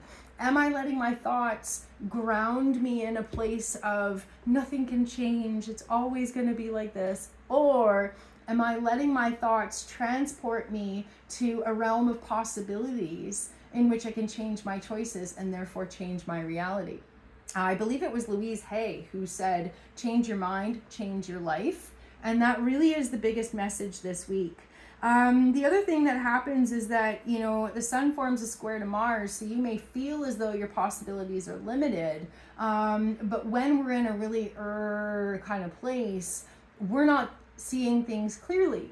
And so whatever you can do to shake it up, change the mood, change the music, it's going to help you see more possibilities and feel a lot more positive about what's in front of you. There is going to be a part of you that's like, okay, this has been a repeating pattern for a really long time. It's going to be hard to separate, okay, even though this has been happening for a long time, it's not everything. It hasn't truly been always. This is not who I am. It is a temporary blip in my existence. So if you can kind of get a little bit of a distance from the things that you're struggling with, it'll help you stop spinning and fixating on the details and kind of start seeing the bigger picture where you're going to see more possibilities.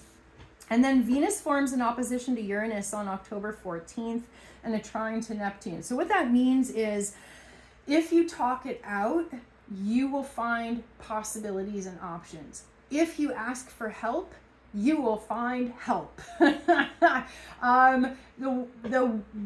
Yeah, it's really, really important to shake off any funk that is sitting on your head or sitting on your shoulders. It is so easy to get lost in being grumpy or sad or playing the victim. But when we do so, we screw ourselves over. We have nobody to blame but ourselves.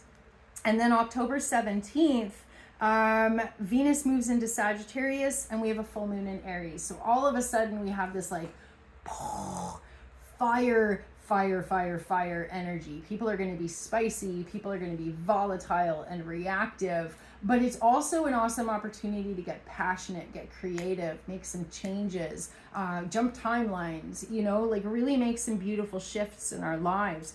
If you aim for emotional safety, because Venus is moving into your fourth house, if you make emotional safety and personal freedom, personal authenticity, if you make those your priorities, all the choices in front of you will make way more sense.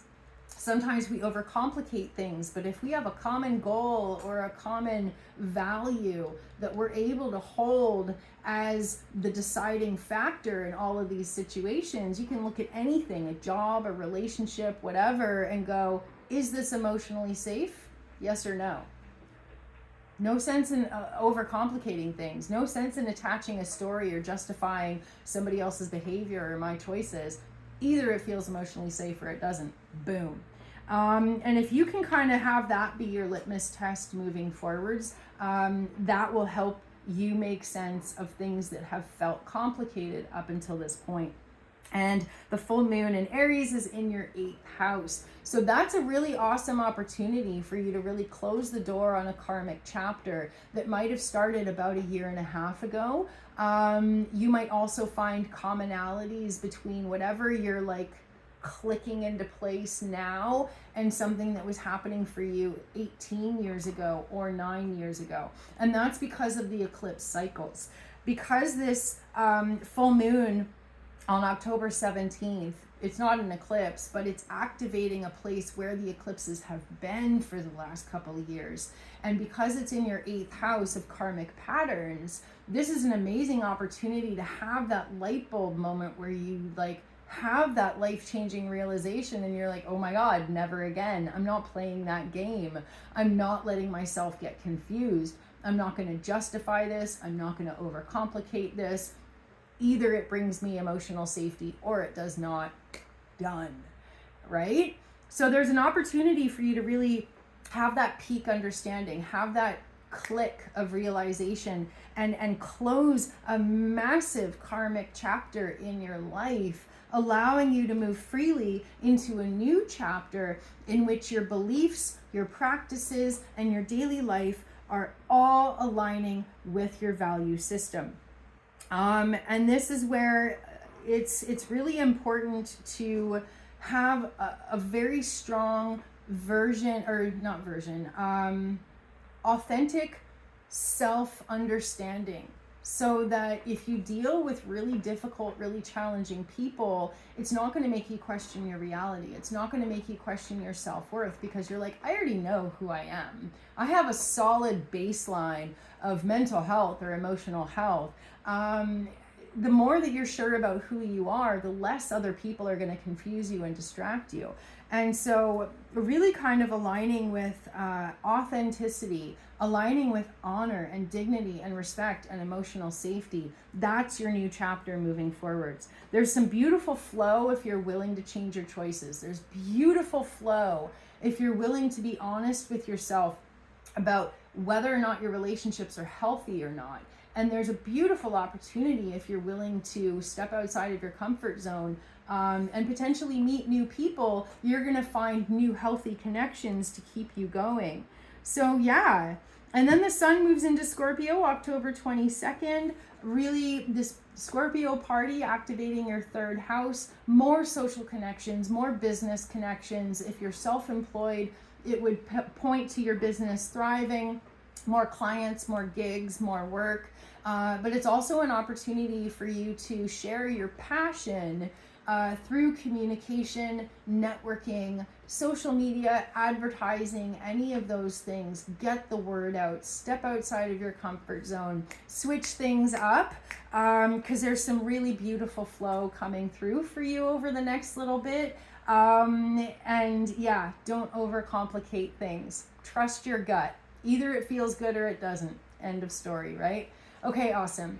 I hope you enjoyed your horoscopes. Thank you so much for being here, and I will see you in 2 weeks. Good luck out there. Bye.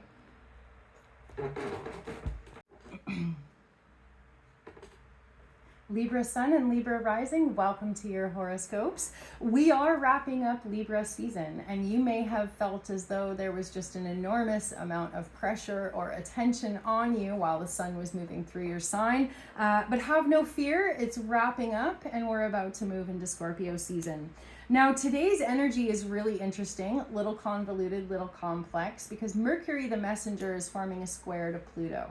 And what that means is that your ability to think straight is going to be challenged by your emotions today. You may find that your emotions, your thoughts, your inner psyche, your process is really cloudy. Maybe you're spinning.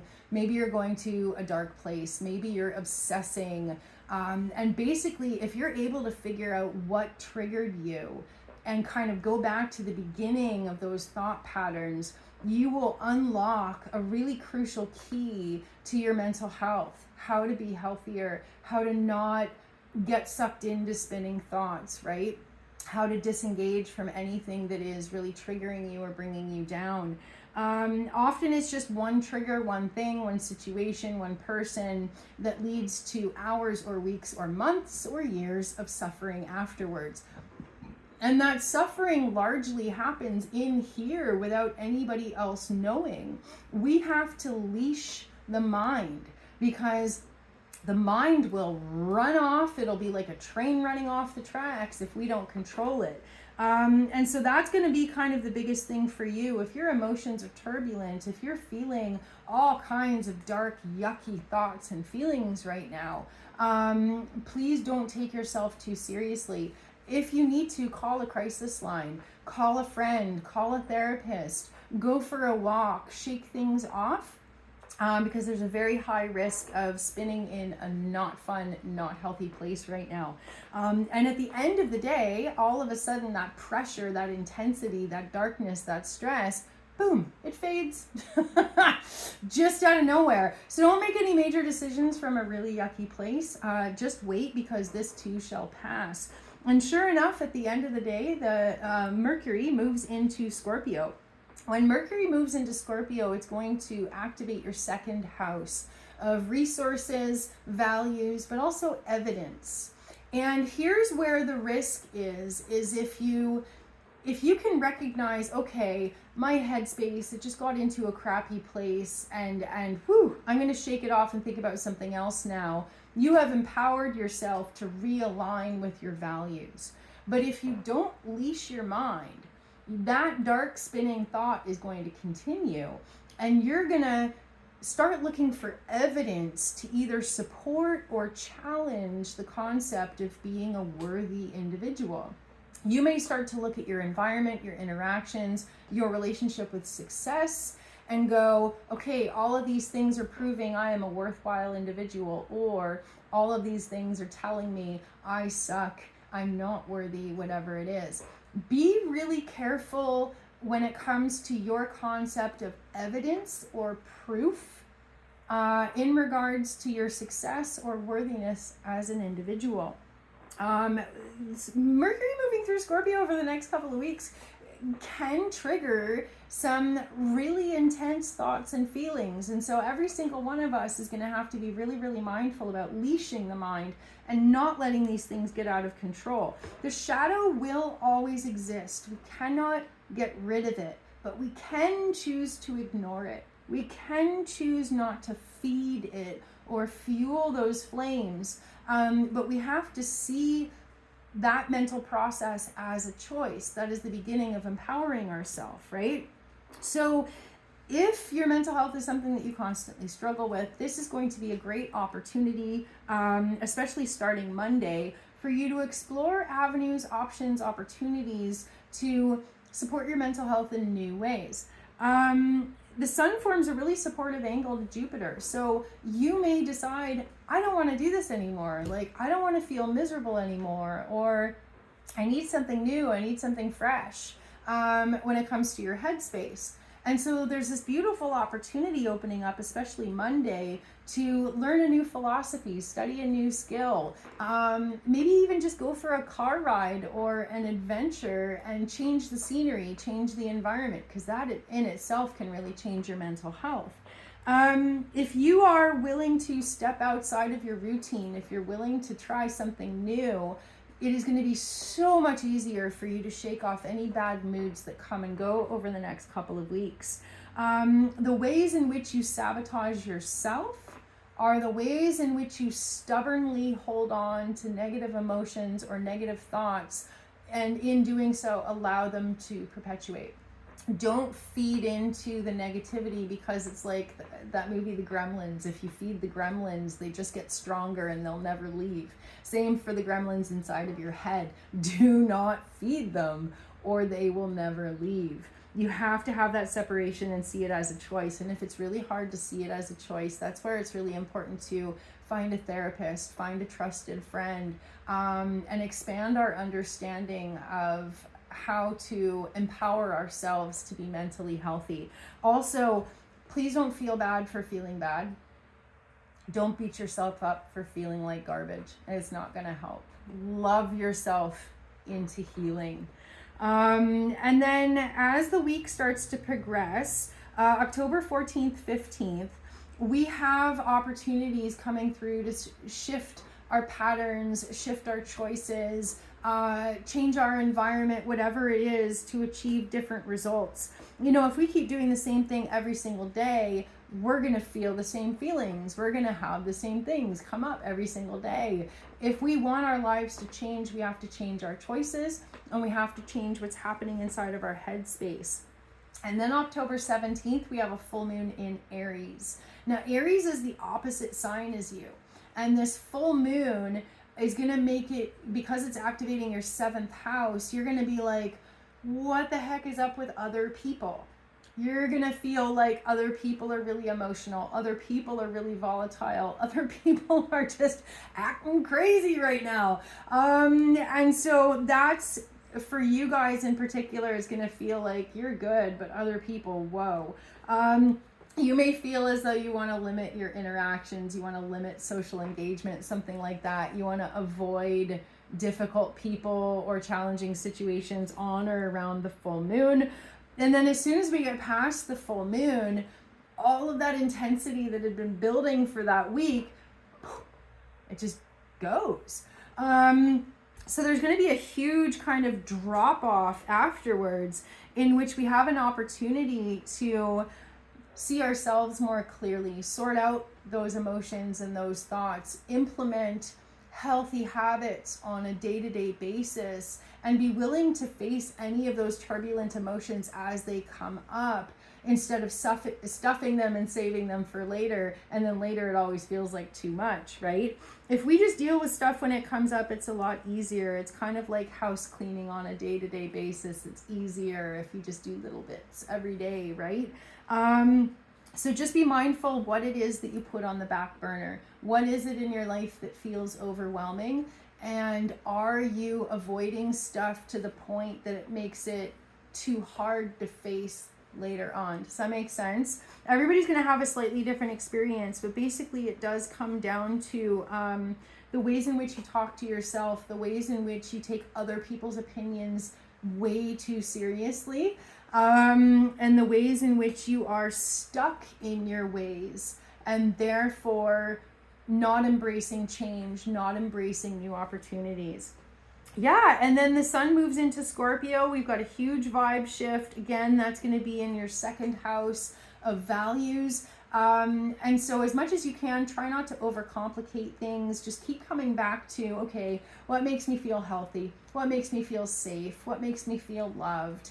And if all of your answers are other people, other people, other people, scratch that and start over. What is it that you do that makes you feel love? What is it that you eat that makes you feel healthy? What sort of daily practices help you feel safe, right?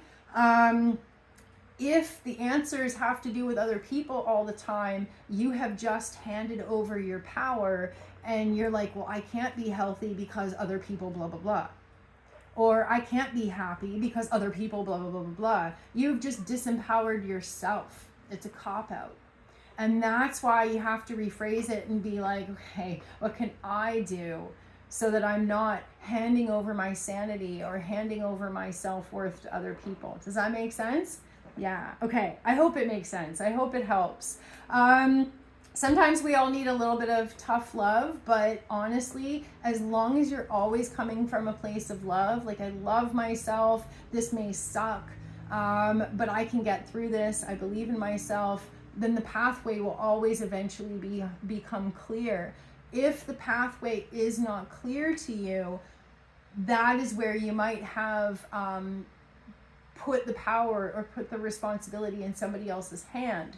And then in order for the pathway to become clear, you just have to reclaim that power and say, actually, I'm responsible for my sanity. I'm responsible for my happiness.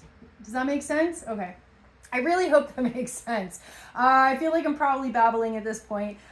Sending you guys all of my love. Good luck out there, and I will see you in 2 weeks. Bye.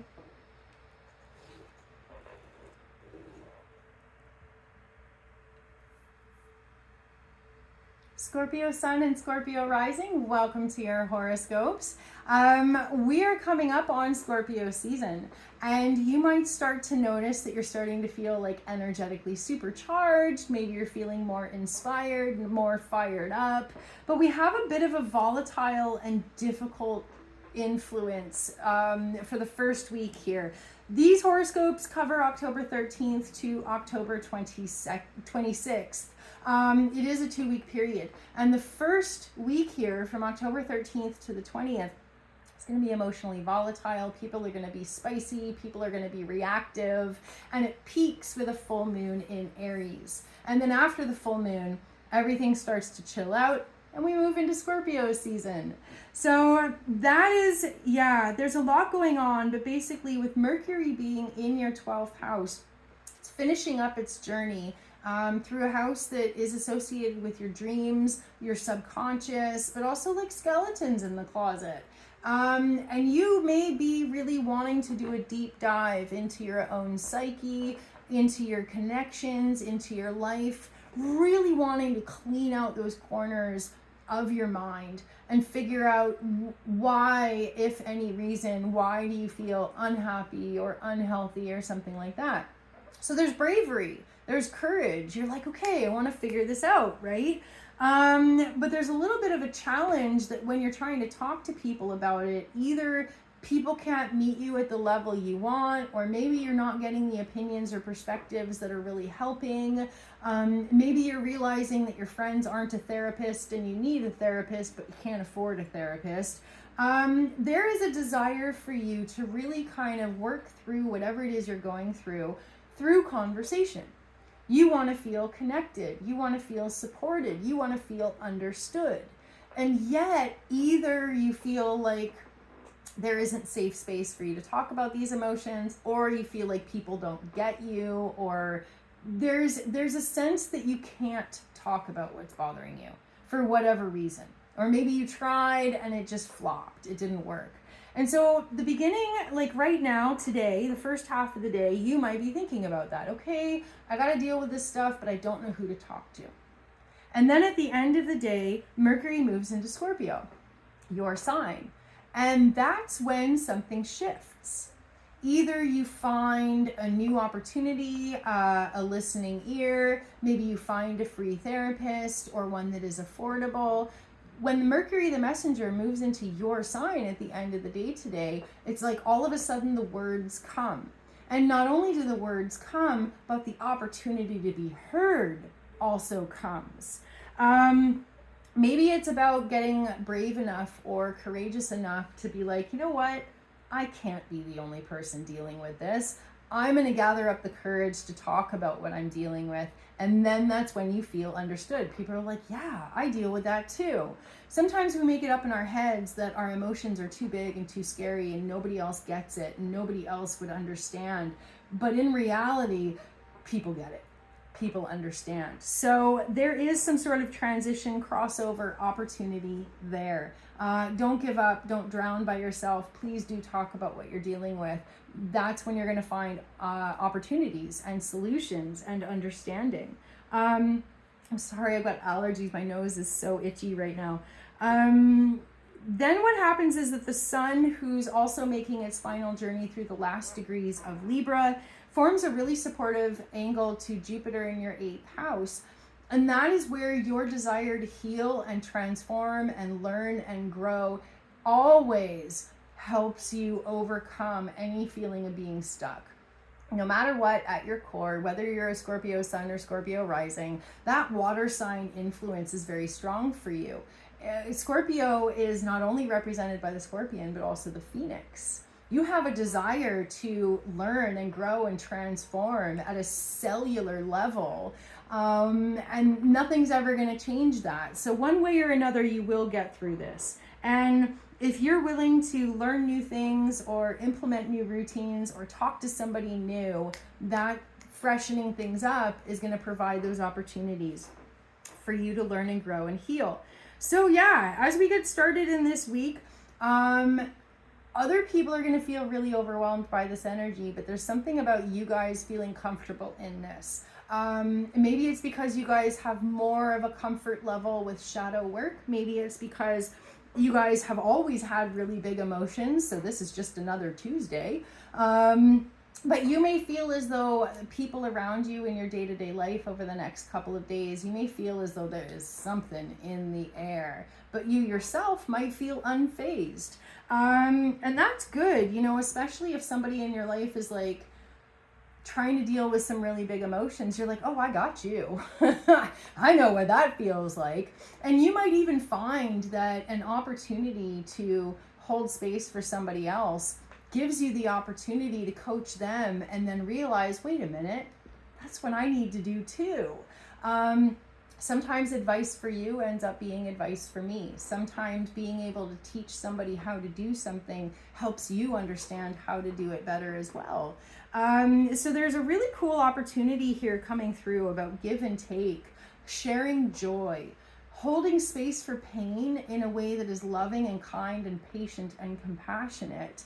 Really, really beautiful possibilities. Like I said, other signs are going to be really overwhelmed this week, but you guys are going to be more inspired than anything else. We have a full moon in Aries, October 17th. It is going to be in your 6th house. So there's something in regards to your health, your habits, or your daily routines that you're going to have a moment of being like, oh my God, I need to stop this. Whether it be quitting a day job that is not doing it for you, or maybe quitting some sort of a vice because you realize that's the healthy choice that you need to make. But the Aries full moon is going to influence you to make a very spontaneous choice. And like I said, it's going to have to do with your health or daily routines. It's going to be one of those moments where you're like, today's the day. This is what's happening. And then you're just going to throw yourself into it. The other thing that's happening is that the sun at the final degrees of Libra is going to be really shining a light on either the skeletons in your closet or the dreams that you want to accomplish. And no matter what the case may be, in order for you to feel as though you're thriving, especially on a psychological level, you're going to realize that two major things need to come together. Number one, you need to be able to laugh on a daily basis. And number two, you need to have people in your life that love to laugh as well. And so the more that you can kind of keep evolving, keep flowing like water, like you usually do, you might find that for a few weeks you're feeling really connected to a particular person or group of people, and then you're like, okay, I'm moving on now, and then you go over here, and that's okay. You don't need to commit to any particular interactions when what you're doing is moving like water. You're moving where you need to. You're getting the information and the connections where you need to. You'll circle back around. It's okay. And then, moving into the second week from the 20th to the 26th, we have this kind of energetic hangover, this drop off after the full moon. And it's an opportunity to really kind of pick up the pieces, put things back into place, and really kind of process any big emotions, any mental health stuff that came up, and really, as much as possible, journal. If you can journal your emotional experiences, it will help you understand yourself better. And you might really thrive with the kind of journal where it's like one page is for writing and one page is for drawing or something like that. But journaling and transcribing your journey, the things that you're struggling with, the realizations as they come through, the aftermath, the reflections, just writing stories to yourself is going to help you so much. Not just in the moment to be able to process, but also later on down the road to be like, wow, I had forgotten that I'd learned that. I'd forgotten that I realized that, or something like that. So please let your emotions come through in creativity. That's going to be a huge, huge tool for you right now. And then Sunday, October 22nd, the sun moves into your sign, starting a month-long period of feeling supercharged, celebrated, and realigned with your healthy path. So yeah, I hope you enjoyed your horoscopes. I hope you found them helpful. I hope they resonated. Thank you so much for being here. Good luck out there, and I will see you in 2 weeks. Mwah! Bye.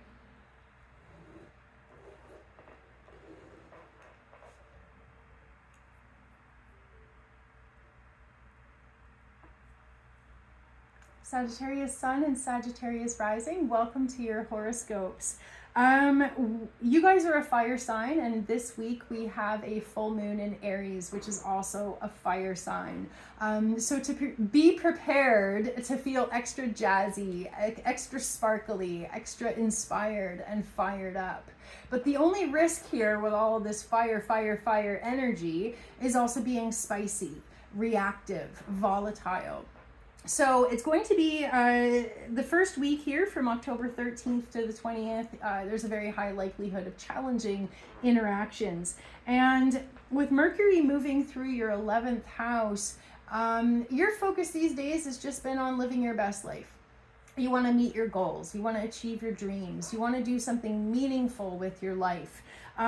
Pluto has been stubbornly occupying your second house, making it very challenging for you to access money or resources or opportunities.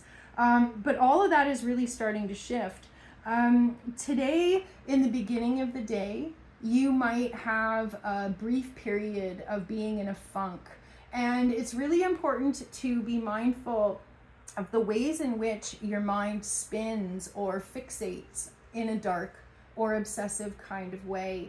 If you don't take control over your mind is going to take control over you, and it won't necessarily be pretty. But at the end of the day today, Mercury moves into Scorpio, and that moves out of your 11th house and into your 12th house. So instead of being obvious what you're thinking about, it's actually going to be more subversive, in the background, subliminal. And this is where it's really important to every now and then do a personal mental health check-in and be like, wait a minute, what the heck is going on in my head? Are these thoughts leading me to a healthy place? Or are these thoughts excuse me, subliminally causing me to spin in a way that's negative or self-deprecating, right? So really do be mindful of your thoughts, where your headspace goes, and take control as much as possible. Because if we can leash the mind, if we can change the mind, we can change our lives. And with the sun finishing up its journey in your 11th house, you are coming to a lot of realizations and closure. With all these planets having moved through the entire zodiac chart, and now they're kind of finishing their journey right before your birthday. Well, if you're a Sagittarius sun, it's your birthday coming up. If you're a Sagittarius rising, all these planets are about to move into your first house. But anyway, you are completing a journey. You are completing lessons. You're going to find over the next few weeks that it's like, whoa, okay. You're like taking stock of things. You're making note of what you've realized, what you've achieved, what you've accomplished, what's important to you, what you've let go of, dreams for the future. It's going to feel kind of like that year-round wrap-up, right? And so that's where you're at right now, is just kind of seeing how things are coming together, seeing all these pieces click together, seeing all the situations roll and click into place. You know what I mean? Like, you've already done all the work. Now you're watching it come together and start to play out. And so as it starts to play out, you're going to feel kind of this tug of war as things in your life are going to be going in a particular direction, but there is going to be a tendency to view these things in your life either from a new, positive, hopeful perspective, or an old, cynical and dark, possibly self-deprecating perspective. We have the ability to ruin our own day. Be mindful of the ways in which you might sometimes do that too. And alternatively, you're going to find that you have no tolerance for other people bringing dark clouds into your life. It's hard enough to stay positive on your own, right? And so you're going to realize, really as this week gets going, who in your life lifts you up and makes you feel like there's endless possibilities, and who in your life really kind of takes the fun and joy out of your life and makes you feel like a prisoner or makes you feel stuck. The differences are going to be glaringly obvious. And the other part of that is that you're going to feel more empowered than you usually would to be like, I don't want to do that right now. I don't want to deal with your negativity. I'm going to go over here now. But yeah, just be mindful of that battle happening within your own head as well.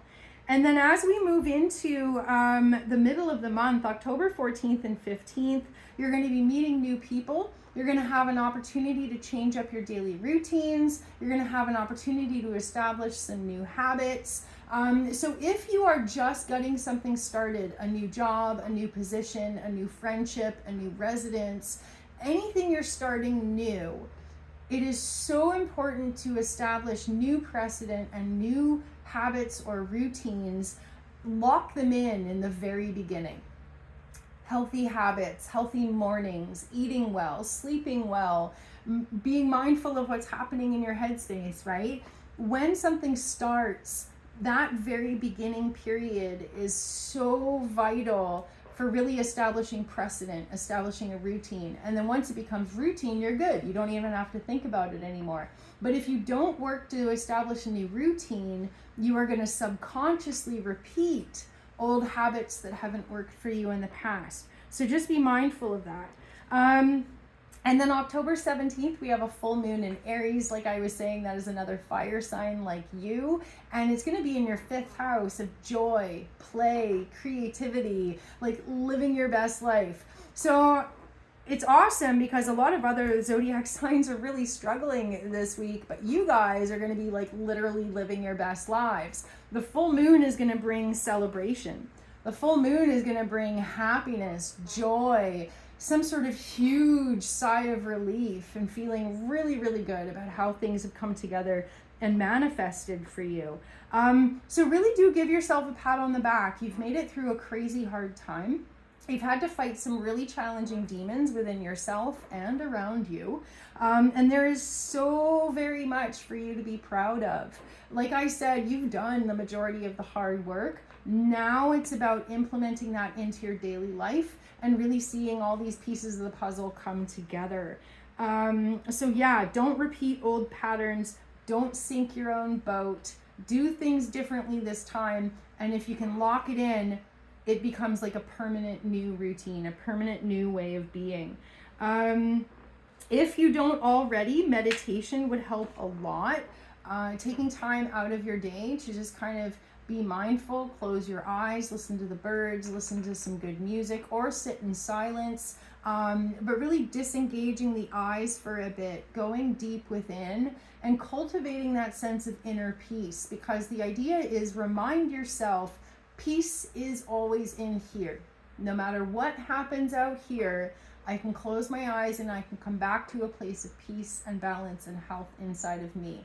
And when you do that, it makes it so that the situations in your life have less of an effect on you than they used to. It's a beautiful form of empowerment. And then October 22nd, the sun moves into Scorpio. So then we have Mercury and the sun in your 12th house, highlighting psychology, highlighting your mental health, highlighting the depth of your experience, and the wide range of emotions and thoughts and everything that you have. It's going to feel raw. It's going to feel visceral. It's going to feel real, but also really cathartic. So don't run from yourself. Don't run from the truth. Yeah, it's going to be awesome. It's going to be really good for you. And like I said, the full moon is going to bring something awesome to celebrate. So I hope you enjoyed your horoscopes. I hope they resonated with you. Thank you so much for being here. And I will see you in 2 weeks at the end of October. Good luck. Bye.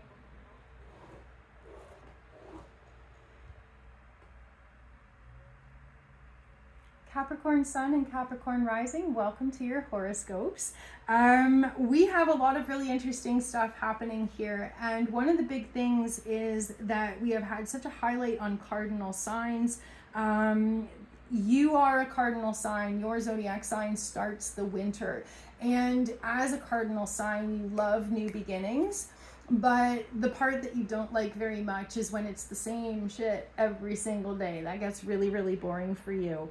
And so one of the things that you might be struggling with today, because Mercury is in your 10th house and Pluto is in your first house and they're forming a challenging square, you may feel really either resentful or grumpy or just dissatisfied with how things are playing out in your life.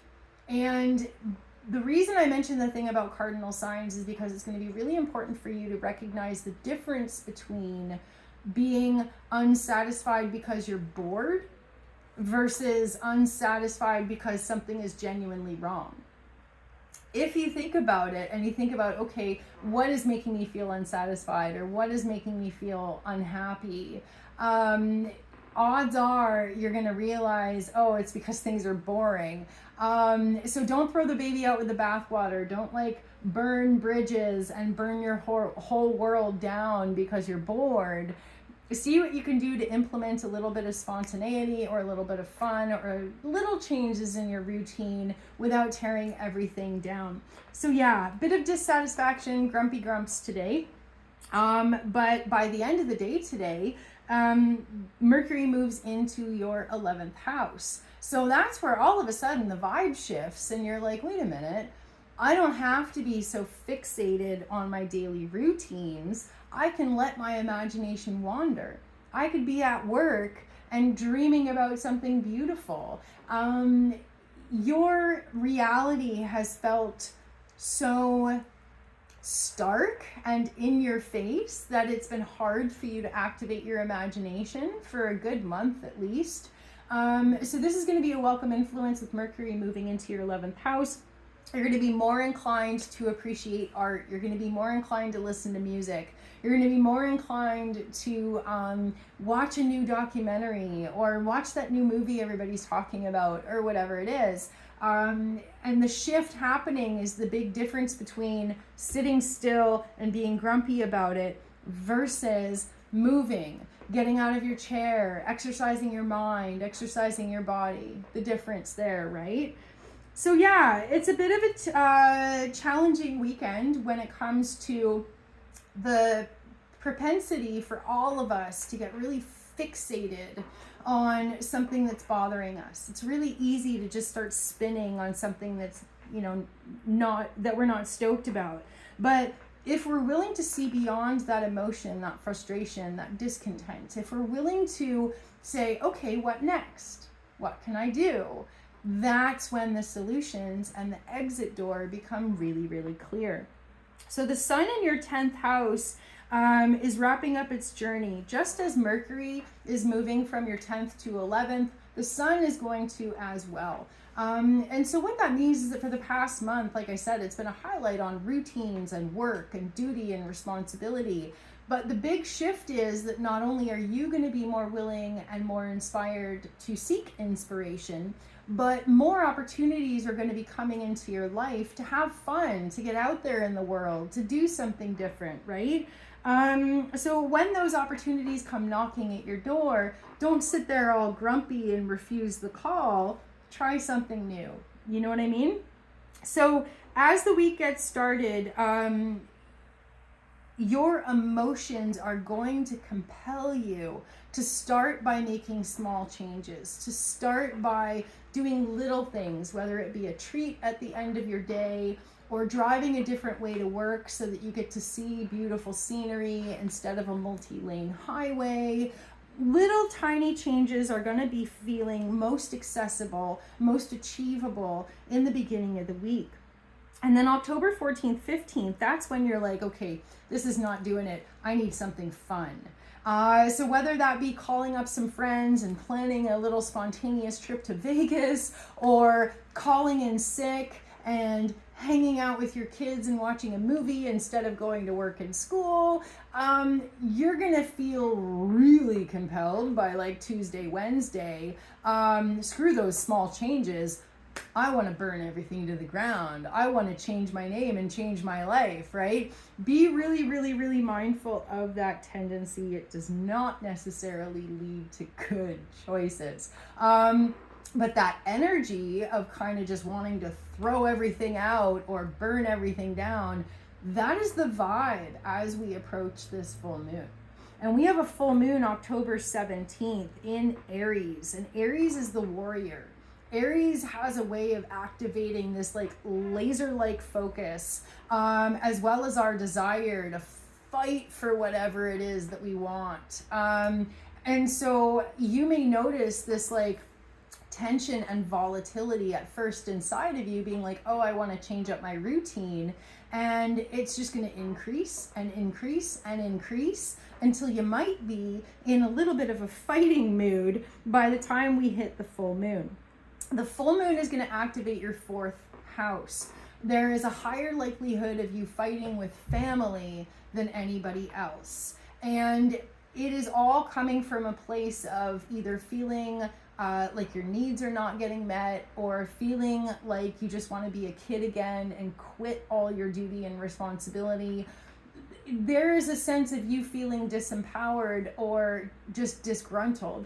But it's going to take a little bit to figure out not only why, but what are some healthy choices that you can make to do something about it, right? So you and everybody else on the planet is going to be feeling really discombobulated at the beginning of the week. It's going to peak with the full moon in Aries. And then after the full moon in Aries, it's like, boom. All of a sudden the energy settles down. We have like an energetic hangover, but we also have crystal clear clarity. So please be really careful not to burn any bridges, because after the full moon, you're going to be like, oh shit, I shouldn't have done that, right? What you're going to realize is that with ample opportunities to connect with friends and ample opportunities to have playtime, whatever that looks like for you, those things create balance in which all of a sudden you're okay with duty and responsibility. You are a workhorse at your core, but all work and no play makes us all dull people. It dulls the senses, it dulls our enjoyment of life, and it makes things feel miserable, right? So if you feel miserable, all you need is a little bit more conversational time with your friends and a little bit more playtime for yourself. When you find that balance, and like I said, after the full moon, the emotions around it subside, and all of a sudden the solutions become really clear. It's like, oh, duh, that's an easy fix. I don't know what got into me last week. So yeah, just be mindful after the full moon. It's going to feel like it was so simple. So yeah, don't go too crazy. And then moving into October 22nd, that's when the sun moves into Scorpio, activating your 11th house. Again, solutions become easier. It's easier for you to notice birds singing or the breeze in the air and things like that. Your mood is going to be 1,000 times lighter. And then by the end of the month, it's going to be far easier for you to continue making healthy choices that support ongoing enjoyment and satisfaction within your day-to-day life. So I hope that helped. I hope that resonated. Good luck out there, you guys. It's going to be a wild ride. Thank you so much for being here, and I will see you next time. Bye.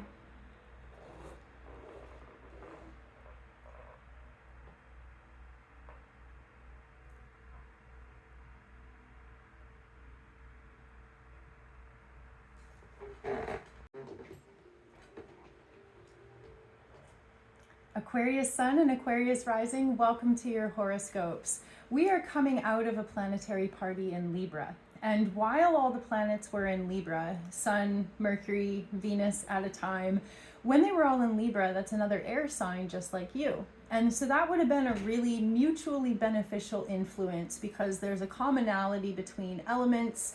And when the planets are in an element just like yours, it's going to help you step into a place of growth and learning and expansion in a way that just feels like it's flowing really, really easily. So what's happening this week is that first Mercury moves into Scorpio, then we have a full moon in Aries, and then the sun moves into Scorpio. And this shift in energy, this shift in the collective and personal focus is actually going to take a little bit of a turn for you, because instead of being elementally friendly in another air sign like yourself, it's going to be moving into a deep diving water sign, which is going to trigger and activate a lot of emotional responses for you that may have felt hidden. you see all the planet, or Mercury and the sun moving into Scorpio. Sorry, I keep saying all the planets. It's not all the planets, but we would call them luminaries. When these very influential planets move into Scorpio, Scorpio is a deep feeling water sign. And this particular water sign energy is associated with the planet Pluto and triggers feelings or emotional responses or parts of our psyche that we would use the term from deep below. And that kind of connotates that imagery of, you know, a lot of our lives is just the tip of the iceberg. We have social experiences, we do our jobs, you know what I mean? We have a routine, blah, blah, blah. But that's just the tip of the iceberg.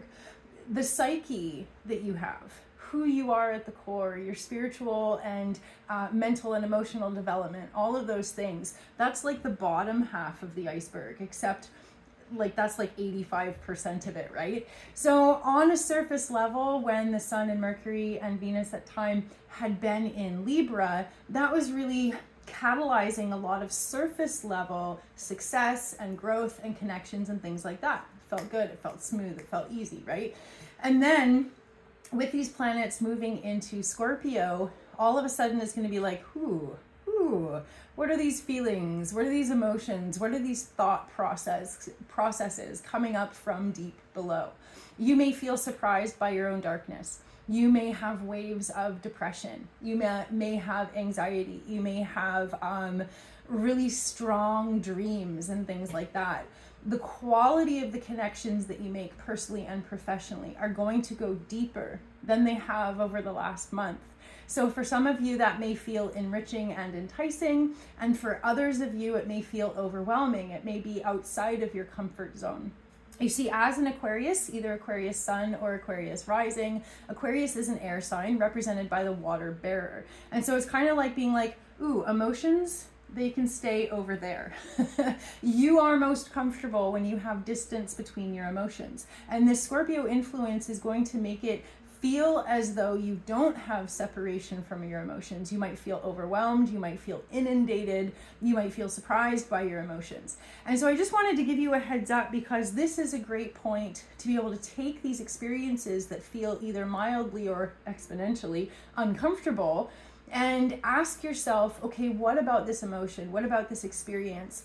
What about this thought process is making me feel so uncomfortable? And rather than just separating myself and avoiding these things, what can I do to be able to hold space and look at them in a way that allows me to move past them instead of sidestepping them? Does that make sense so far?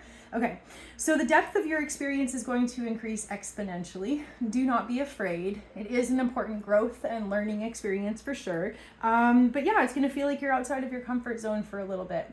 Today is Sunday, October 13th, and the Mercury forms a square to Pluto, which means that collectively and personally, our headspace is going to be challenged by shadow. So this is where everybody's going to be experiencing feelings coming from deep below, but the challenge illustrated by Mercury square Pluto is what you do with them. If you allow the emotions to come up and go, ooh, and then breathe them through, it's easier to move through them. But if you try and avoid them, it's like they'll chase you down. Does that make sense? So as much as we can, allowing these emotions to surface, approaching with curiosity. I wonder why I'm feeling this. I wonder why I'm thinking this. That's how we find the way through. So yeah, a little bit of emotional discomfort, but what it's leading to, you know, early in the day today, Mercury forms that square to Pluto.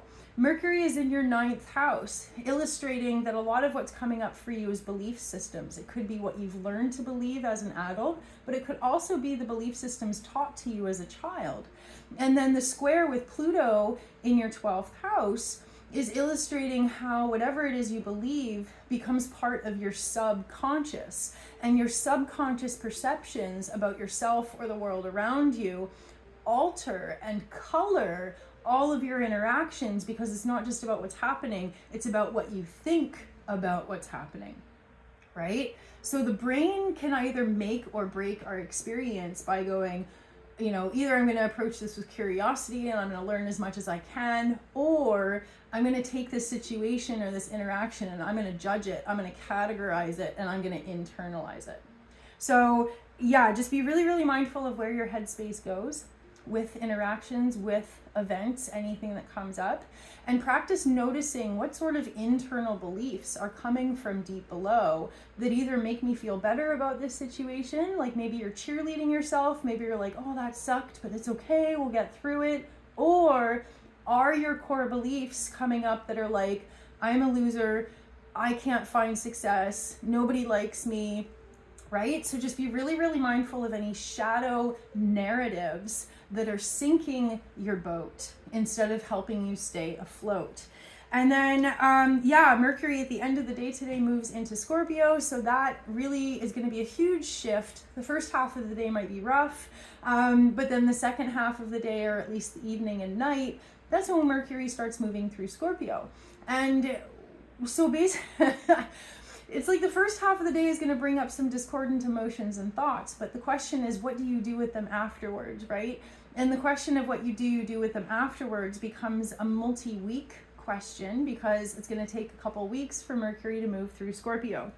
While it does, you are encouraged to think about whether or not the thoughts that you're having or the feelings you're experiencing are helping you live your best life or taking away from your ability to thrive moving forwards. Because when they move into Scorpio, it moves into your 10th house, where we're moving beyond belief systems and we're moving into, how do my belief systems create my reality? So if you're creating a reality that's making you miserable, you got to hop back a couple steps and go, okay, how do my belief systems color and change and alter my reality, either for the better or for the worse, right? Okay. And then, the sun forms a really supportive trine to Jupiter on Sunday, Monday. And by Monday, this harmonious balancing influence is going to offer us little peaks, little windows, little opportunities to reclaim joy, to rediscover gratitude, even in really tricky and challenging moments. And every single one of us over the next week and a half, 2 weeks, is going to be faced with these challenging situations, big emotions, spicy people, whatever it is. And in every single one of these moments, we personally are given a choice. Either am I going to fan the flames of this chaos, or am I going to take a few deep breaths and walk away? Am I going to take care of myself, walk the highest path? You know what I mean? So some days, some moments, you might be like, oh, I'm fanning the flames, shit. And then every moment offers us an opportunity to get back on a healthy path, right? And you might find yourself in between the two. So as we start to get into this week, Monday, Tuesday, Wednesday, we are approaching the full moon. The full moon is on October 17th. The full moon is going to activate your third house. The full moon in Aries is bringing this like laser-like intensity and focus, but also childlike spontaneity. And because it's going to be activating your third house, it's an opportunity to really kind of bring all these questions and thoughts about belief systems and your quality of life, bring it out of your head and start looking at, who do you surround yourself by, personally or professionally? You know, friends, neighbors, siblings, coworkers. Who's in your inner circle? Who do you call when you're upset? Do you have someone to call when you're upset, right? And so that is where we start to kind of bridge the gap between, okay, whatever's happening up here, do I have evidence in my environment showing me that maybe my headspace isn't helping, right? Or maybe the people in my circle aren't helping. Or alternatively, am I able to shift my headspace and feel better about my life? Or are the people around me helping me achieve a healthy headspace? You know, are they a good influence? So these are really important questions to ask. And as you contemplate your belief systems, you're really encouraged to integrate a couple of concepts as you grow in this experience. One of those concepts is, what are you using as evidence? You know, when we have this internal dialogue around, okay, maybe this person didn't write me back, in that silence, how do you fill that silence? Are you interpreting silence or somebody not responding to you? Are you interpreting that as evidence that they don't like you? Or are you able to give yourself and the other person some grace and say, you know what, if they didn't write me back, they're probably just busy. Doesn't necessarily mean that I suck or they hate me or something like that. So first question is, what are you considering to be evidence? And the second question is, what is it about your early life, how you were raised, that created a foundation of these emotions that you're experiencing? You know, in our family homes, that sets the foundation for our mental health when we become adults. So that's going to be one of the things for you to reflect and contemplate on, is what is it about my upbringing that is either supporting my mental health or potentially continuing to degrade it? And how can I possibly shift those patterns and those beliefs in order to reclaim my health as an adult, right? So big deep dive for you guys, thinking about childhood, thinking about belief systems, thinking about who you're surrounded by now, and making any necessary adjustments or changes as you need to. So the full moon in your third house is an opportunity to really gain clarity around who you surround yourself by and whether or not it's a positive or negative influence in your life, right? And so, yeah, after the full moon, all of a sudden the energy drops. Everything starts to chill out. Things start to make sense. The emotional fog starts to clear. And that's when the sun moves into Scorpio. So then the collective focus is, how can we continue to acknowledge our emotions in a way that allows them to pass and heal in a healthy way, rather than avoiding that which makes us feel uncomfortable. Because if we're able to face whatever makes us feel uncomfortable, we're able to discover the truth of why it makes us feel uncomfortable, and then we can do something about it. If we just avoid discomfort altogether, we lose the opportunity to learn and grow from it. So I hope that helped. I hope it resonated. I hope it helps you get through the next 2 weeks. Good luck out there. Thank you so much for being here, and I will see you in 2 weeks, just at the end of October. Bye.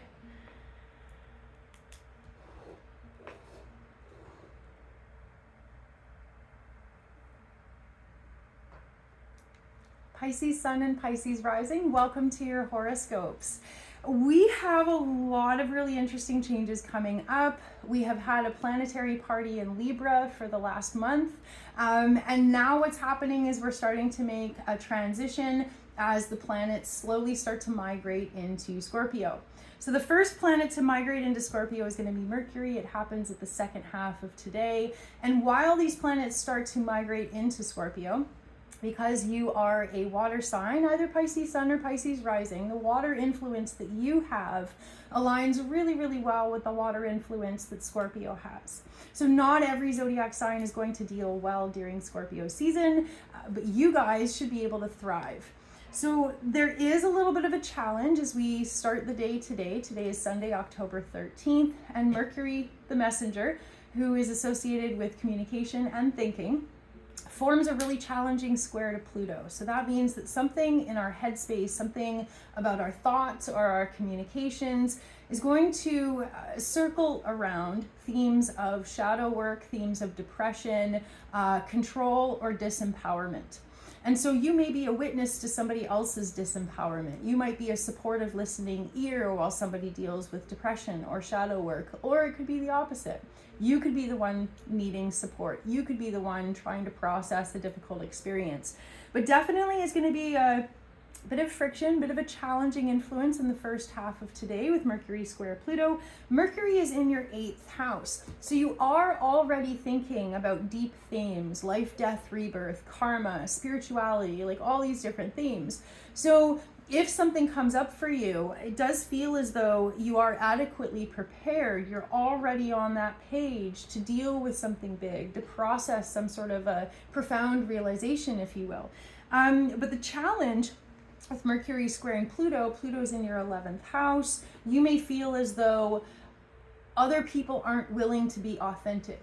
You might be struggling to rectify that you only have a couple of close connections in which you feel safe and you can really be real, whereas for the most part, the rest of the world, you have to wear a mask or you have to pretend to be okay or something like that. So one of the big things coming up for you guys this weekend is going to be the question of where and when do you feel as though you can be real and authentic.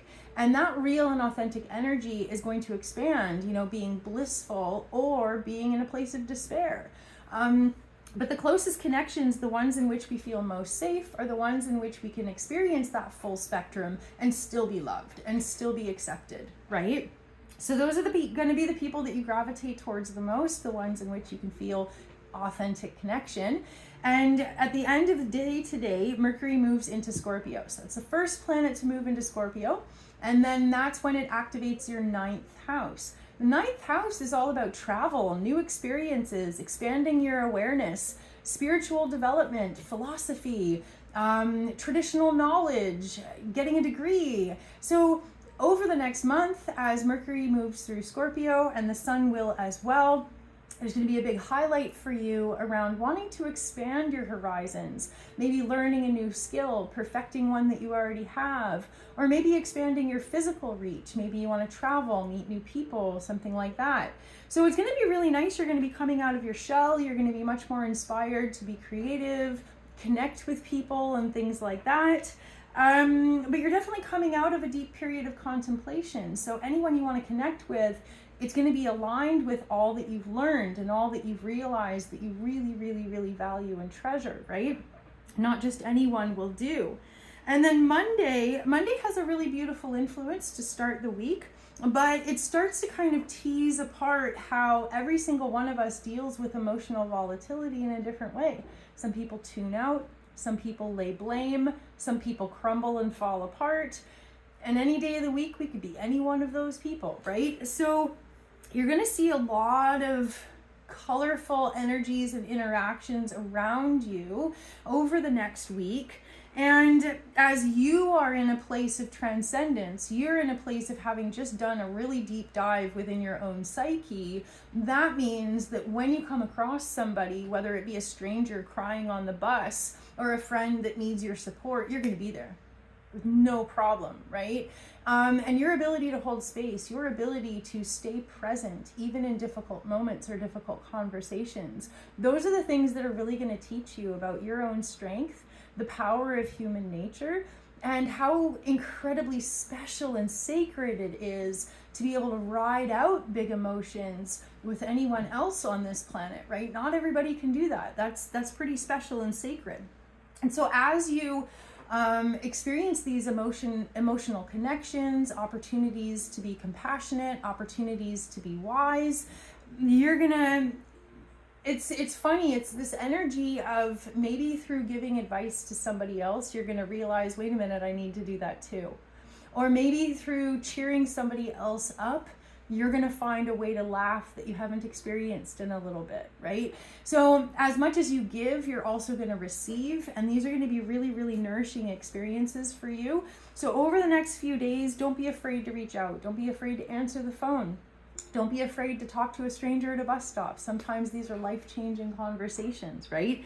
So there's magic to be had in connection, and there's magic to be had when it comes to sharing the things you've learned, sharing any talking points that you feel comfortable sharing in regards to healing, growth, spirituality, mental health, any of the stuff that you've been working on privately. What's opening up over the next month is opportunities to take that on the road. And I don't necessarily mean literally on tour, but being able to put these things into practice, having random spontaneous connections with other people where you see how it congeals, you see how it connects and comes together and works when put into practice. So really, really cool. Things are starting to flow, and you're going to be able to show yourself how much you've grown and how much you've learned. Because we can do all these things in private, we can do shadow work and healing and all this stuff in private, but it's not until we kind of come back out into the world and put it into practice that we're like, okay, I have grown, I have healed. I might not be perfect, but I've really come a long way. And for you to be able to show that to yourself is going to be huge. It's going to be validating, and it's going to give you confirmation that helps you stay motivated to move forwards. Definitely, as much as you can, journal, write things down, because life happens so fast, and as soon as you heal this, something new is going to come up, right? So to be able to take note of what you've learned, to be able to chronicle your journey in some form, just so that you later can go back and look it over, it is going to prove to be valuable down the road. So any opportunity you have, journal, write things down, just for yourself for later. You'll be glad that you did. And then we have a full moon in Aries. October 17th, we have a full moon in Aries. And Aries is the laser beam fire sign of the zodiac. It is the warrior. You may find that people are extra volatile and reactive. You may want to steer clear of those things, but at the same time, you're going to know by your value system and where you feel intuitively drawn to be present. You're going to feel like maybe spirit put you in the right place at the right time to either see something you needed to see, or support someone who really needed it, or to see reflection that confirms where you're at. You know what I mean? So let yourself be guided. Definitely steer clear of any explosive people on or around the 17th.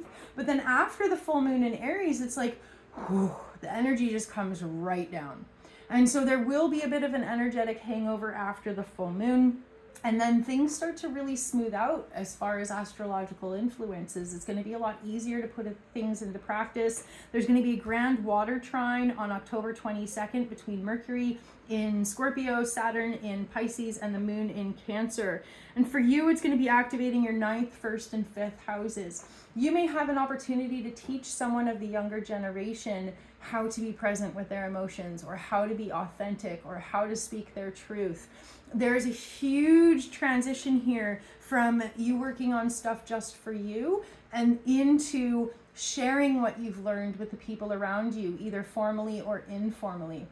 Like I said, friends, strangers, coworkers, whatever it is, things are rolling, things are moving, and it's a really beautiful influence where you are going to feel supported. You are going to feel as though your path is being affirmed, that your realizations are being supported and validated, and all of these things. It's going to be beautiful. Definitely let yourself be guided over the next couple of weeks. And then, yeah, October 22nd, wow. The sun moves into Scorpio and forms, just before it does, it forms a square with Pluto.